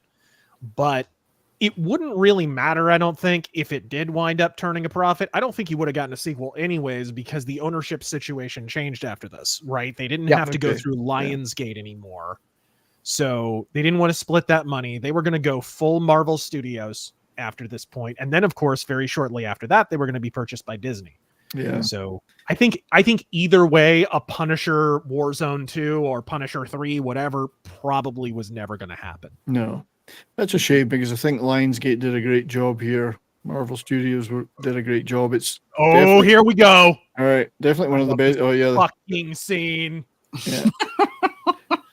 Yes, it was so great. It's just pure catharsis. Yeah. Yeah, these guys were supposed to be the badass guys, but he takes care of them pretty easily. Well, this is clearly because it's 2008 and parkour is in everything. Yeah. Every shitty movie, every shitty video Bond game, and everything. Yeah. Parkour everywhere. And Lexi Alexander, I think, hated it or something. Probably. Yeah. It's probably what happened. It was over pretty quick. So she puts the parkour gang in the movie, and then Frank Castle blows him up in their second appearance. Just right fucking RPGs him right in midair. RPG scene. Yeah, brilliant. Yeah. Jump away from that, you fucker. So good. Yeah, it was in everything. Bond, Bourne, all those movies had tons of parkour in them. Still see it now in movies. It's, I don't know. Yes, it's fun once or twice. Yeah, not every villain needs to be a parkour expert. No. Sometimes it's nice just to have rocket launchers. Hello. Yeah, I like too that Ray Stevenson is in shape, but he is not big muscle Dolph Lundgren. Like, it's not that. He's physically convincing in every way because he's huge. Mm-hmm. Like, 6'4". What is he, like 6'4"? Big man. Yeah. Well, I did see an interview with him where he was being asked, well, what's your regime? How do you work it? He says, I don't really work out that much. I prefer to go down the beach. So he wasn't. Hey, swimming will do it. Swimming will do it. Claiming he wasn't putting too much effort in. I'm sure he'd put some effort in, but he certainly wasn't going to become Dolph Lundgren, Well, he's convincing physically in the hand-to-hand combat stuff because of his size. Yep. So I don't think he needed to worry about it that much. What he worked on and was apparently a total natural at is the gunplay. And this is one of the first movies, like one of the first real modern action movies where you saw the actual like military precision and such in an action film. Like the way that this guy handles a gun, the way that the tactical reloads and everything. This was all kind of, keep in mind, this is before Judge Dredd, the Dredd, Carl Urban Dredd. The Carl Urban Dredd, the good Dredd, yeah. This is before The Raid. This is before that kind of. This is long before John Wick. Way before, And yeah. So this way predates that. This might be one of the first major instances of that, where if you watch how he handles a gun at the end of this film, like he's doing it in classic military style. And if you watch some of the behind the scenes stuff, he was a total natural at it. Like he picked up a gun and he was an operator instantly. And all the military guys who were training him were like, what the fuck? Like dude, try hitting us somewhere other than the head. What the fuck? Right? What the hell? I mean, he was no slouch at the swordplay and other such things in other movies as well. I mean, he did a lot of swordplay in Three Musketeers, and they looked pretty damn good at that too. Yeah. So yeah, we missed one of the funniest scenes there, unfortunately, which was when he blows the sidekick away at the kitchen table, just shoots him in the head after the cop says sit down at the table, and he's sitting down. The kind of fat fuck guy, and he comes in and just Castle comes in and blows him away in the face and missed him punching the guy through the face. That's right. The Falcon punch. Yeah. This guy's thinking, I got off easy here. I'm going to get arrested.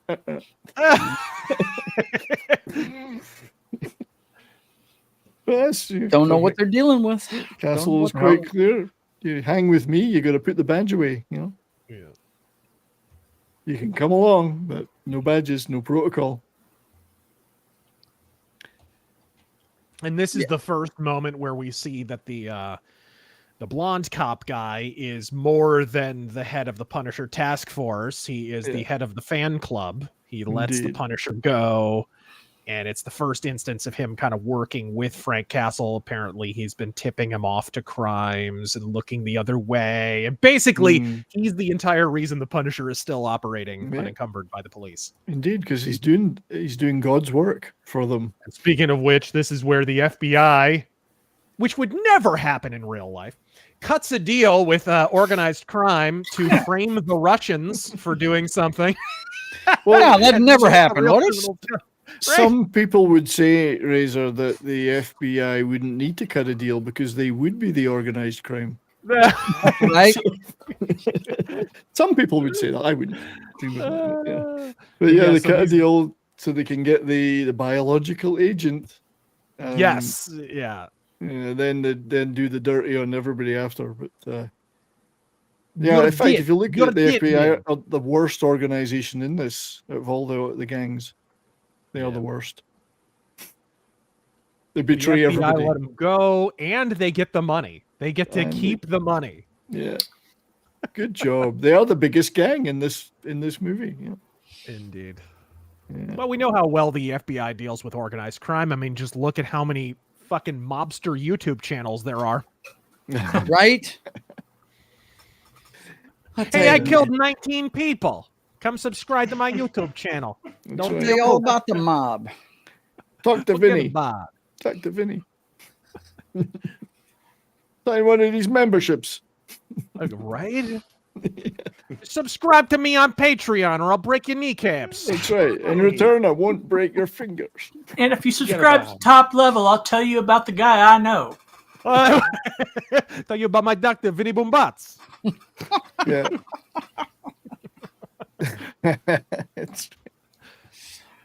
I don't know, but the makeup they put on that guy was so over the top. Good pretty lord, cool, isn't it? Yep, it's pretty cool. But thing is, I hadn't even thought about it looking like baseball stitch until you guys mentioned it. That's first thing I saw. I thought that's a baseball. Mm-hmm. This is where he finds Granny had her mind blown. Yeah. Yep. It moves along at a nice pace as well. I found it. Yeah, there's a 2-hour-long movie, and it doesn't feel like it in the never least. Feels like it. Yeah. In fact, you're eagerly awaiting the next whatever. There's no languishing. You're like, oh, great, it's coming, it's coming. Yep. Nothing's wasted. It looks beautiful. I mean, that's absolutely beautiful. There's a kind of a nice sheen to it. I don't know. I'm not a cinematographer. I don't know the technical stuff, but it looks great. I love they named the hotel the Bradstreet Hotel. Yep. Yeah. Although 99% of it is filmed at night in the dark, it never looks like you're not struggling to see anything. Uh-huh. Yeah, and it's very, very high contrast and dark, but they find a way to illuminate, and you can see there, like, you'll have that guy, that minister in silhouette, but then you have those kind of like whatever you would call them, black lights or sort of neon purple there that just gives you a highlight so that your brain can kind of finish the thought a little bit. This is a great little back and forth here, by the way. This is a Daredevil scene right here. Yeah, it is. This is the line. What's the line he says? I wish I could meet God. Sometimes I wish I could. Yeah, sometimes I'd like to get a hold of God. That's it. Get a hold of God. Yeah. Yeah. Great. He says something. I love this back and forth where he says, that the path to you're walking the path to damnation or something like that, and Frank Castle just pauses for a moment and says, "I'm okay with that." Yeah, I'm all right with that. Now we've got the Patton scene. Right. And yes. When he said the succession of ethnic stereotypes. Well, this was hilarious with the music in the background and the patriotic, and it's the only one that could possibly match it would be like Mel Brooks in Blazing Saddles, or signing up the villains or whatever. To do it's so patriotic. You would want to sign up. Badges? We don't need those stinking badges. It's just so good. It's great. Yeah. And Punisher's plan is, I'm gonna charge in and kill them all. That's his master. That's his master plan. Shit. It's pretty strategic. Apparently, Jigsaw uses Kim Jong-un's tailor. Yeah, it looks like it, yeah. I thought that. I was just thinking that a minute ago, John. I was like, "Why do I keep thinking Orange Man? He have hot wife. He have hot wife." Yeah. Well, So there's a line earlier because I couldn't get the bloody subtitles to come up when I did this. There's a line earlier where the I can't remember his buddy, Latino buddy's friend that dies, that's working for him, and he said, "I'll see you in hell, Punisher." And he says, "No, if I see you anywhere near hell, I'm going to kick you out." I thought that was such a great line, given he was distrustful of the guy at the start, Mm-hmm. He really proved his loyalty. It didn't last long, of course, but didn't last very long. That's how you do it. That's how you prove your loyalty. Yeah. I've given my life for you. Yeah, I think all dictators dress like that. Yeah, something they don't like collars, man. Well, there are standards, You can't just get into the club without meeting the standards. Yeah, you gotta get that dictator du jour going on. Yeah, that's right. This is my dictator light, my dictator lounge. It wasn't in the spirit that Sam Jackson dresses up in a Nazi uniform. Wasn't that the one? Yeah, something like that. The spirit, yes, absolutely. Yeah. But there is a certain dictator fashion is required. Oh, this is the brilliant part where he just says, "Okay, now what's the plan?" And he says, "I'm going to go in and kill them all." And the cop just says, "You call that a fucking plan?" And Punisher says, best quote of the movie, "It's all I need." It's all I need. Yeah, they had was it earlier? This is the line because Punisher party. We're here for the Punisher party. Yeah, the Punisher party. And they're all lined up with their bags and shit. I love it. Yeah, his plan is I'm just going in and kill everybody. That's it. Yeah, and this is before the raid. I mean, he basically it's like Game of Death with Bruce Lee. He has to work his way up the building. Yeah, absolutely. And this crazy. Is totally this presages the Raid and Dread big time. Well, you mentioned those two movies, Razor, and you mentioned John Wick. You can see a lineage here. This movie is probably more seminal than I thought it was at the time. Yeah. It's funny. There are always films every now and then that come along and they don't do that well, but everybody copies them. Blade Runner was one of those in the early 80s, where it's like the movie kind of bombed in the box office and then every music video ripped it off for the entirety of the 80s and 90s. Mad Max 1? Is that it's just got Mad Max big time. Yeah. Oh, definitely.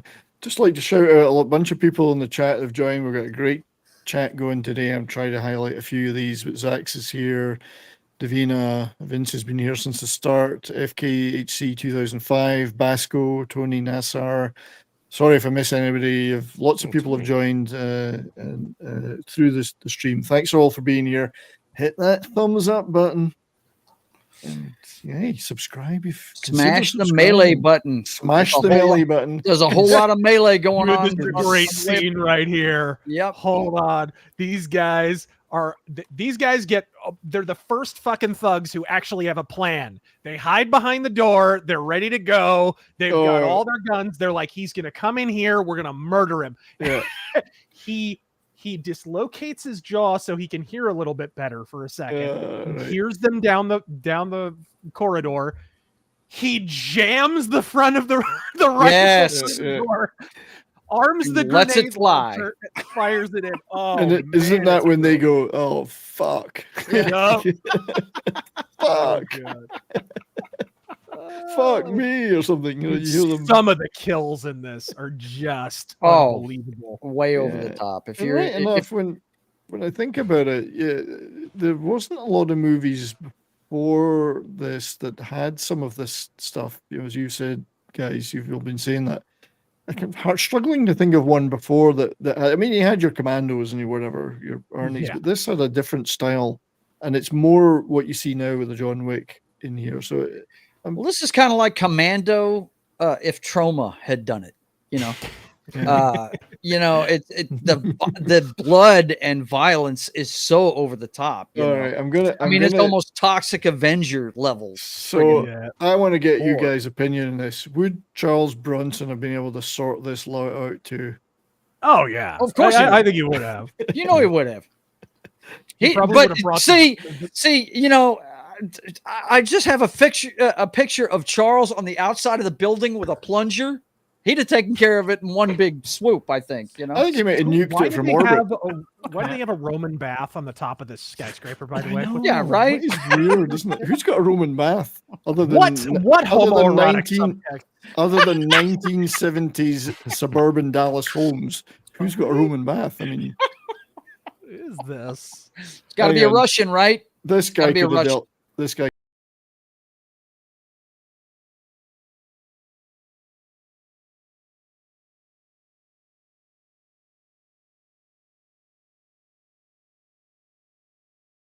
See, that would have been the whole building wiped out after that. Gone. In the second stair.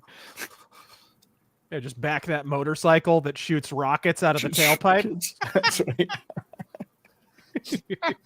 No, this is that freaking gun, unbelievable. I think it's It's a Smith and Wesson 550. I think it's just insane. It's a custom. It's a real gun.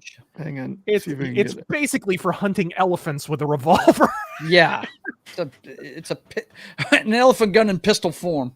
Yeah, going back a bit so we can take another look at it. It's if we get the chance. Smith and Wesson 500, actually, I think. Oh, is that what it is? Right, unbelievable, and it's a custom job. It's like he uses a normal version of it earlier in the movie. Good Lord, yeah, crazy.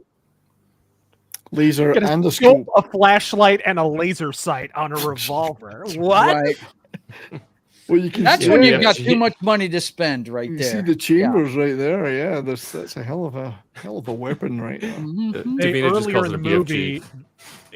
the movie, there was no screenshot of it, but there's so many Dirty Harry references in this movie.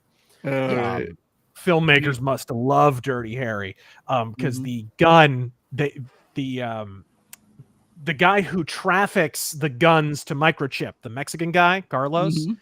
He's doing an arms deal, and out of the gun comes the 44 auto mag from Sudden Impact. Ooh, right. You've never seen that gun in another movie except Dirty Harry Sudden Impacts. Right. So that's whipped out. And then towards the end of this movie, we get a very overt Dirty Harry reference with the Jesus Saves cross sign, which is straight from the first movie. Yeah. It's where he's trying to snipe the Zodiac killer. Yeah, he ends up stabbing him in the leg, right? Yeah. Yeah. Yep. Definitely. Yeah. That's after. Yeah. I remember the scene. No, I was wondering at the time when I first watched it. I thought, okay, how's he going to get away with saving Wayne Knight here and the girl and the mother? I shouldn't have been worried about that. No. Well, this is straight from the comics, but they handle it a little differently. Okay. He does in the comics have to off microchip, and he does it directly in the comics. Okay. But here they decided to, Frank Castle knows that he's going to get killed, but at least he's going to, pull a con from Hell's Heart I Strike at Thee.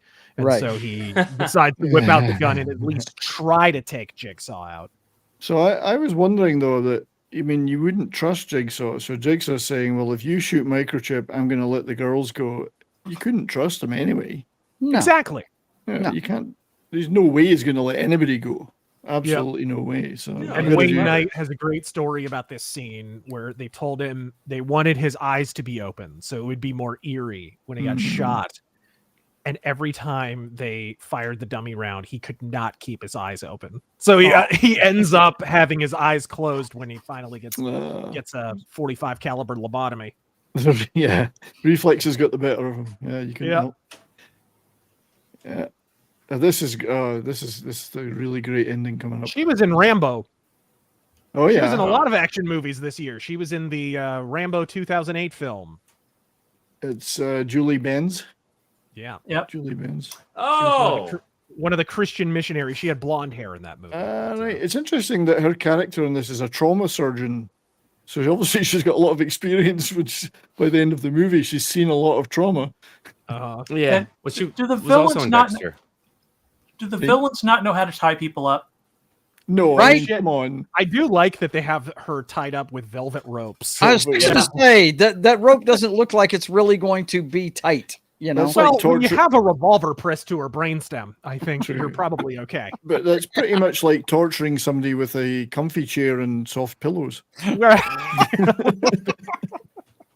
But it just goes to show how ostentatious and ridiculous Jigsaw and his brother are. So it's kind of like, I think that's what's intended there. Yeah.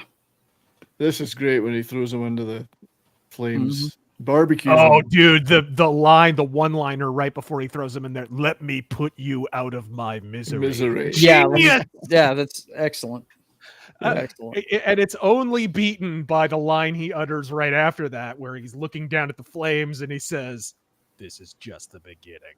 I know. It's awesome stuff. Oh, there's a Dexter tie-in because obviously we talked about Ray Stevenson being on season 7 of Dexter. She was Dexter's wife, Rita. That's right. Well spotted, Darius. Yeah. Really? Good work, mate. I knew there's a reason we let you onto the show. Somebody's got to have the knowledge. But yeah, Julie Benz. That's right. Imagine being Dexter's wife, eh? I mean, what was your day like, dear? What did you get up to? Nothing. Nothing much. Just killing time. Just killing time. That's right. Yeah. Yeah. Well, it was kind of like that. Except he was a blood spatter analyst. There's the Jesus saves. There's your Jesus saves. Overt Dirty Harry reference, and this is an awesome scene right here. Jesus saves. He's convinced he's gonna quit, and the officer is kind of convincing him that it's the right thing to do. Yeah. And then he gets mugged. That's right. Come on. By of course a great big biker white thug. Interestingly enough, they're always crawling around the alleyways. So interestingly enough, I just thought of something. We've had this whole building being basically ravaged by Punisher. Thousands of rounds fired, explosions, you name it. Structure unsound at this point. Yeah. Where's all the emergency services? Oh no! They explain that. They do actually explain that. Yeah. He called in a favor from the cop guy, the black cop guy. He called in that there was going to be construction and demolition on this block. So there would be an automatic noise advisory, so they shouldn't respond to any 911 call if that noise complaint. So we'll just ignore all that. Yeah. Don't worry about all that. It's just like, hammer and nails. Don't worry about that. John Wick. I was watching John Wick 4 there at the cinema a few weeks ago. And it came out, and I thought, this is one of the biggest tourist cities in the world, Paris, and they're having a shootout on the steps of the frickin' whatever it is. That place would be mobbed with people. Yep. Like, where's all the people? Where's the emergency services? They're having a shootout in the Arc de Triomphe. Like, They're behind the barricades while they're filming it. That's where they're at. Just don't think. This was filmed in Montreal, by the way. Not. Oh yeah, that's interesting because I've been there many times, and I may well have seen that cathedral. 90% of the people in John Wick are assassins. Yeah. What's that? I said 90% of the people in John Wick are assassins. So well, that's true. Like, is there nobody that is there no civilians in John Wick? Like, where else is it's kind of that's one of the reasons John Wick works for a lot of people is it's almost like an alternate kind of reality where everyone's kind of involved in all of this. Right? That's true. Yeah, Shinotsky's got a good point though. The only thing worse to happen to Italians outside of the Punisher was pineapple on pizza, but just barely. I think pineapple on pizza is a worse thing. Yeah, and actually, it kind of cancels out because Punisher is Italian, right? He's Frank Castiglione. He's not just Frank Castle. Yes, indeed. That pineapple on pizza should be the Punisher should be going after anyone that eats that. But yeah, he gets mugged. Talk about timing. He gets mugged. Right now. Yeah. One of the many roving white biker thugs. White biker thugs. They're everywhere. New York. It's a problem in society now. He just left the bar. Yeah, that's what it This is. is so brilliant. He just saunters up and puts a bullet in the guy's head, and then it fades to black. What a great way to end the movie. Yes. And he's not done. Just as saves. Yep. Jesus just as saves lights up. Fades. Yeah. Oh man, brilliant. But really, it's Punisher saves. You think about it. So that's that was the end that it was. So nice. Hopefully, we managed to capture the main scenes in those slides. But awesome film. As I say, my favorite Punisher on screen. It's not for the squeamish, boys and girls. No, if you don't like the sight of blood, do not watch Punisher Warzone. It is over the top how bloody that movie so many memorable scenes, like when he shoots the guy in the face at the dinner table. I mean, come on. I know. It's awesome. Nailing the parkour guy in midair with the nailing him in midair with the moment when he knife punches that guy's head open like a Pez dispenser. The opening freaking banquet scene. It's just one incredible scene. The guy, we missed it, but the scene where he smells smoke, he smells like weed coming from an elevator shaft in the building. We didn't even get this. He smells weed. He's like, and he looks over and he sees puffs of dope smoke rising from a crack in the elevator shaft. And he cracks open the door and there's just this big fat guy sitting there smoking. He's like, oh, for fuck's sake. And then the Punisher shoots him in the head and his head explodes. That's the one. Oh, for fuck's sake. That's right. Yeah. For fuck's sake. Yeah. I like Smilex's comment here because so many things are filmed in Vancouver. You can always tell because they got those mountains in the background. You'll see something, it's meant to be New York or it's meant to be Chicago or it's meant to be, and there's these lovely snow-capped mountains in the background. Vancouver. You see it. Yeah. I think Norm Macdonald, when Norm Macdonald hosted the Canadian Movie Awards or something a few years before his death, he was like, welcome everyone to downtown Toronto, or as price-minded Hollywood producers know it, New York City. I've seen Vancouver standing in for all sorts of stuff. And I think there's mountains in the background, for fuck's sake. Oh yeah, we were talking about Death Wish 5 earlier. It's fucking Toronto. Toronto, New York is Toronto in that movie. Yeah. You can't walk around in Vancouver, Toronto, or Montreal without tripping over a film crew, you know? Right, yeah. That's like Atlanta now is in the States. They're filming a lot of stuff down there now. Yeah. Which is funny because if you live in Canada, you need a permit for fucking everything. But for some reason, filming a movie costs 2.5 cents. The only thing, Razor, you don't need a permit for is the Canadian Ultimate Healthcare Solution that they recommend to you. Oh, no permit required for that. Right. Just step on up. Have you considered death? Have you considered offing yourself? Oh, I've just got a hangnail. Let me prescribe the healing release of death. Indeed, that's right. Permanent sleep time for you. Oh, really? Just stub my toe, you know. I got better. Anyway, That was great, guys, and it was great to do a tribute to Ray. We covered some of his other stuff, and then we covered the Great Punisher, Warzone. Before we wrap up and promote our stuff and say goodbye to the chat, any final thoughts on Ray and on Punisher that you guys want to? Well, just like I've been saying the entire time, the guy's range was fantastic. He could play the strong silent type like a Frank Castle and knock it out of the park. At the same time, he could be a sub character, one of the Warriors 3 and Thor, and just make the funniest things happen and make you laugh 100 miles an hour. His range was phenomenal. And like I said, when he passed away, I didn't even know he was in half the stuff. The one that blew me away the most was Book of Eli. I completely forgot he was in that movie, and he's great in it, So, we definitely are going to lose out on a lot of good stuff. He taken way too early. I turn his age next month. And it's just he's only 2 years ahead of him. Yep. Mm-hmm. Yeah, it's just crazy.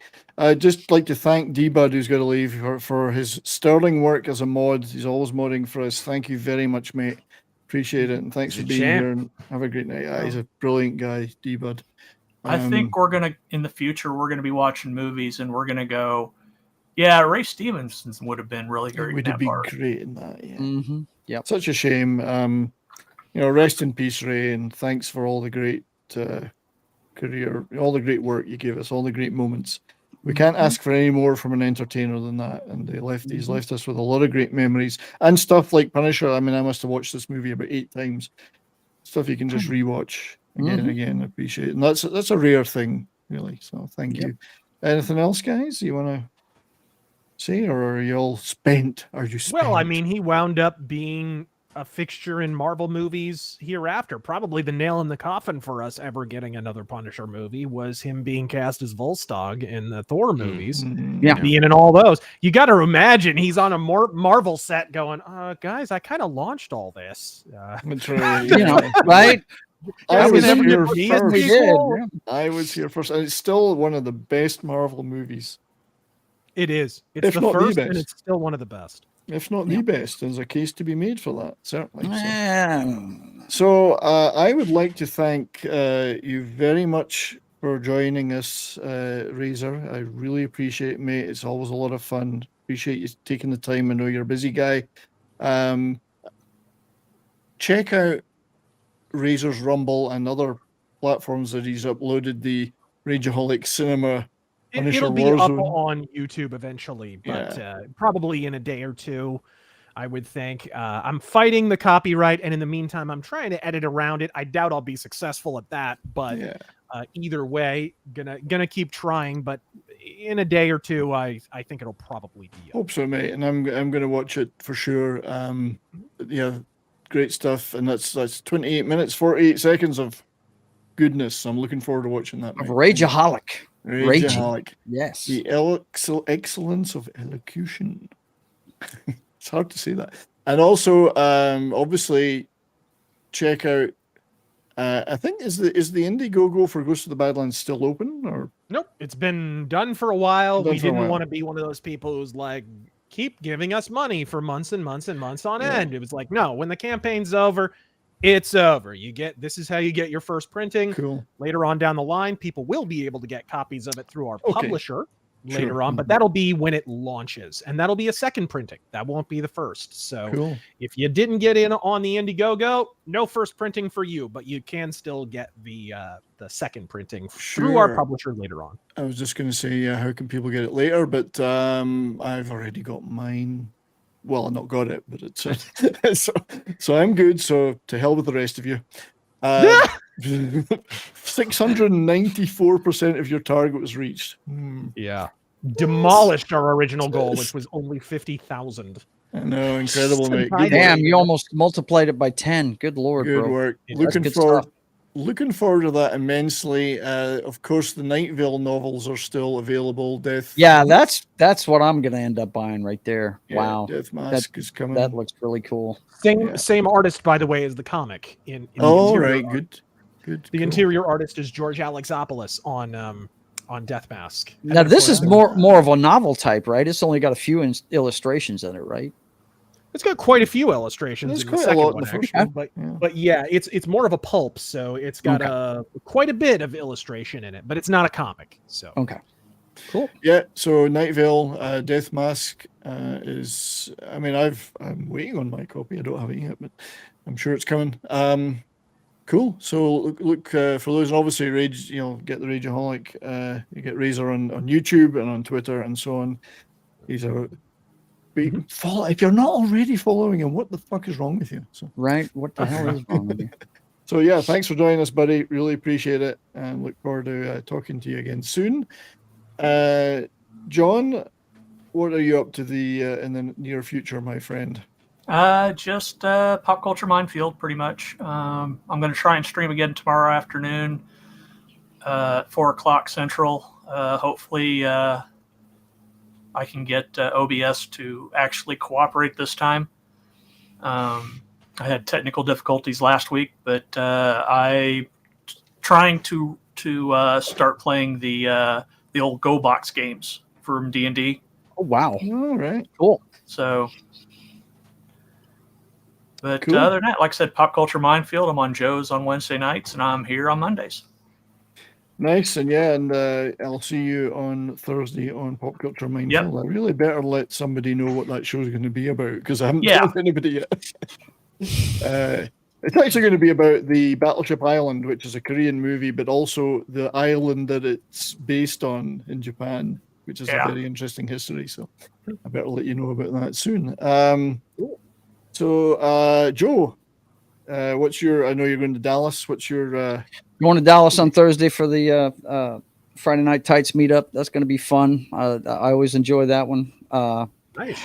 Just Wednesday, State of the Atmosphere, the one that John shows up on. We got a good crew that comes on every time there. You're always invited, but I know you're always busy during that time. That's dinner time for most folks. So time period for me is tough. Yeah, domestically. But it's just a perfect time for me because my wife is gone at her meetings for a couple hours at night, so I get together with my buddies and we talk about pop culture stuff. She's going to couples counseling. No, so you're on your own. It's another kind of counseling, but I'm not going to get into it here. But I'll, joke. But I do my comic book, my contribution to the Iron Age, which is coming as soon as I can get it done. My gosh, now I know why you got teams of people working on these things. Razor Fist, one guy, it's a lot of work. Let me tell you. Yeah. But you can see me plot the pages of the Privateer every Saturday at 1:30, and me and my brother will be back next week for the Brothers Hack the Matrix, the headline-driven show where a couple of brothers tell you what's really going on behind those headlines. So cool. Yeah, well, enjoy yourself. Enjoy yourself in Dallas, mate. I'm sorry I won't be there. For sure. Sorry, my stupid back won't let me be there. But I'm just telling you, the next time you're going to Dallas for a Stars game, whatever, I know that's your town. You let me know. I'm 3 hours away. All I have to do is jump in a car. Okay, I'm like 20 minutes from the Texas border. If I get there later in the year, I'll definitely be doing that, mate. So thank you. All right, Darius, my internet brother, what you up to? Anything going on? Dinner. Dinner. My food just arrived, so nice. You lucky gonna bastard. have that. Yeah, it's glad. Well, it's good to have you back from vacation. Hope you enjoyed it. I did, apart from not being able to walk, but otherwise it was great. Yeah, I could drink, so that's something. But yeah, no, I'll be here with you as much as I can. Okay, mate. Cool. Well, no, I appreciate it, and thanks for doing the modding, and thanks to Sentient Dildo, to D-Bad, to Christian Delorme for modding, and if I missed any mods, my apologies. Next thing you'll see me on will be Toxic Tuesday on Nick Visor's channel tomorrow night. I think it's Dumb and Dumber we're doing. So I don't know if I'm dumb or dumber. I'm one of them. Courtney, hello to Courtney in the chat. I know you've just popped in. Nice to see you. And then Thursday morning on Pop Culture Minefield, my morning coffee with Brian will be about the Battleship Island, Korean movie and historical place in Japan. So thanks to the chat. Too many of you to call out. Thanks you all. Thanks everybody for coming in. Make sure you click that like. If you haven't subscribed, please subscribe. All helps. But you've been wonderful. The chats have been fantastic. It's been a lot of fun. So till next time, everybody keep on rocking and stay well. Cheers, everybody.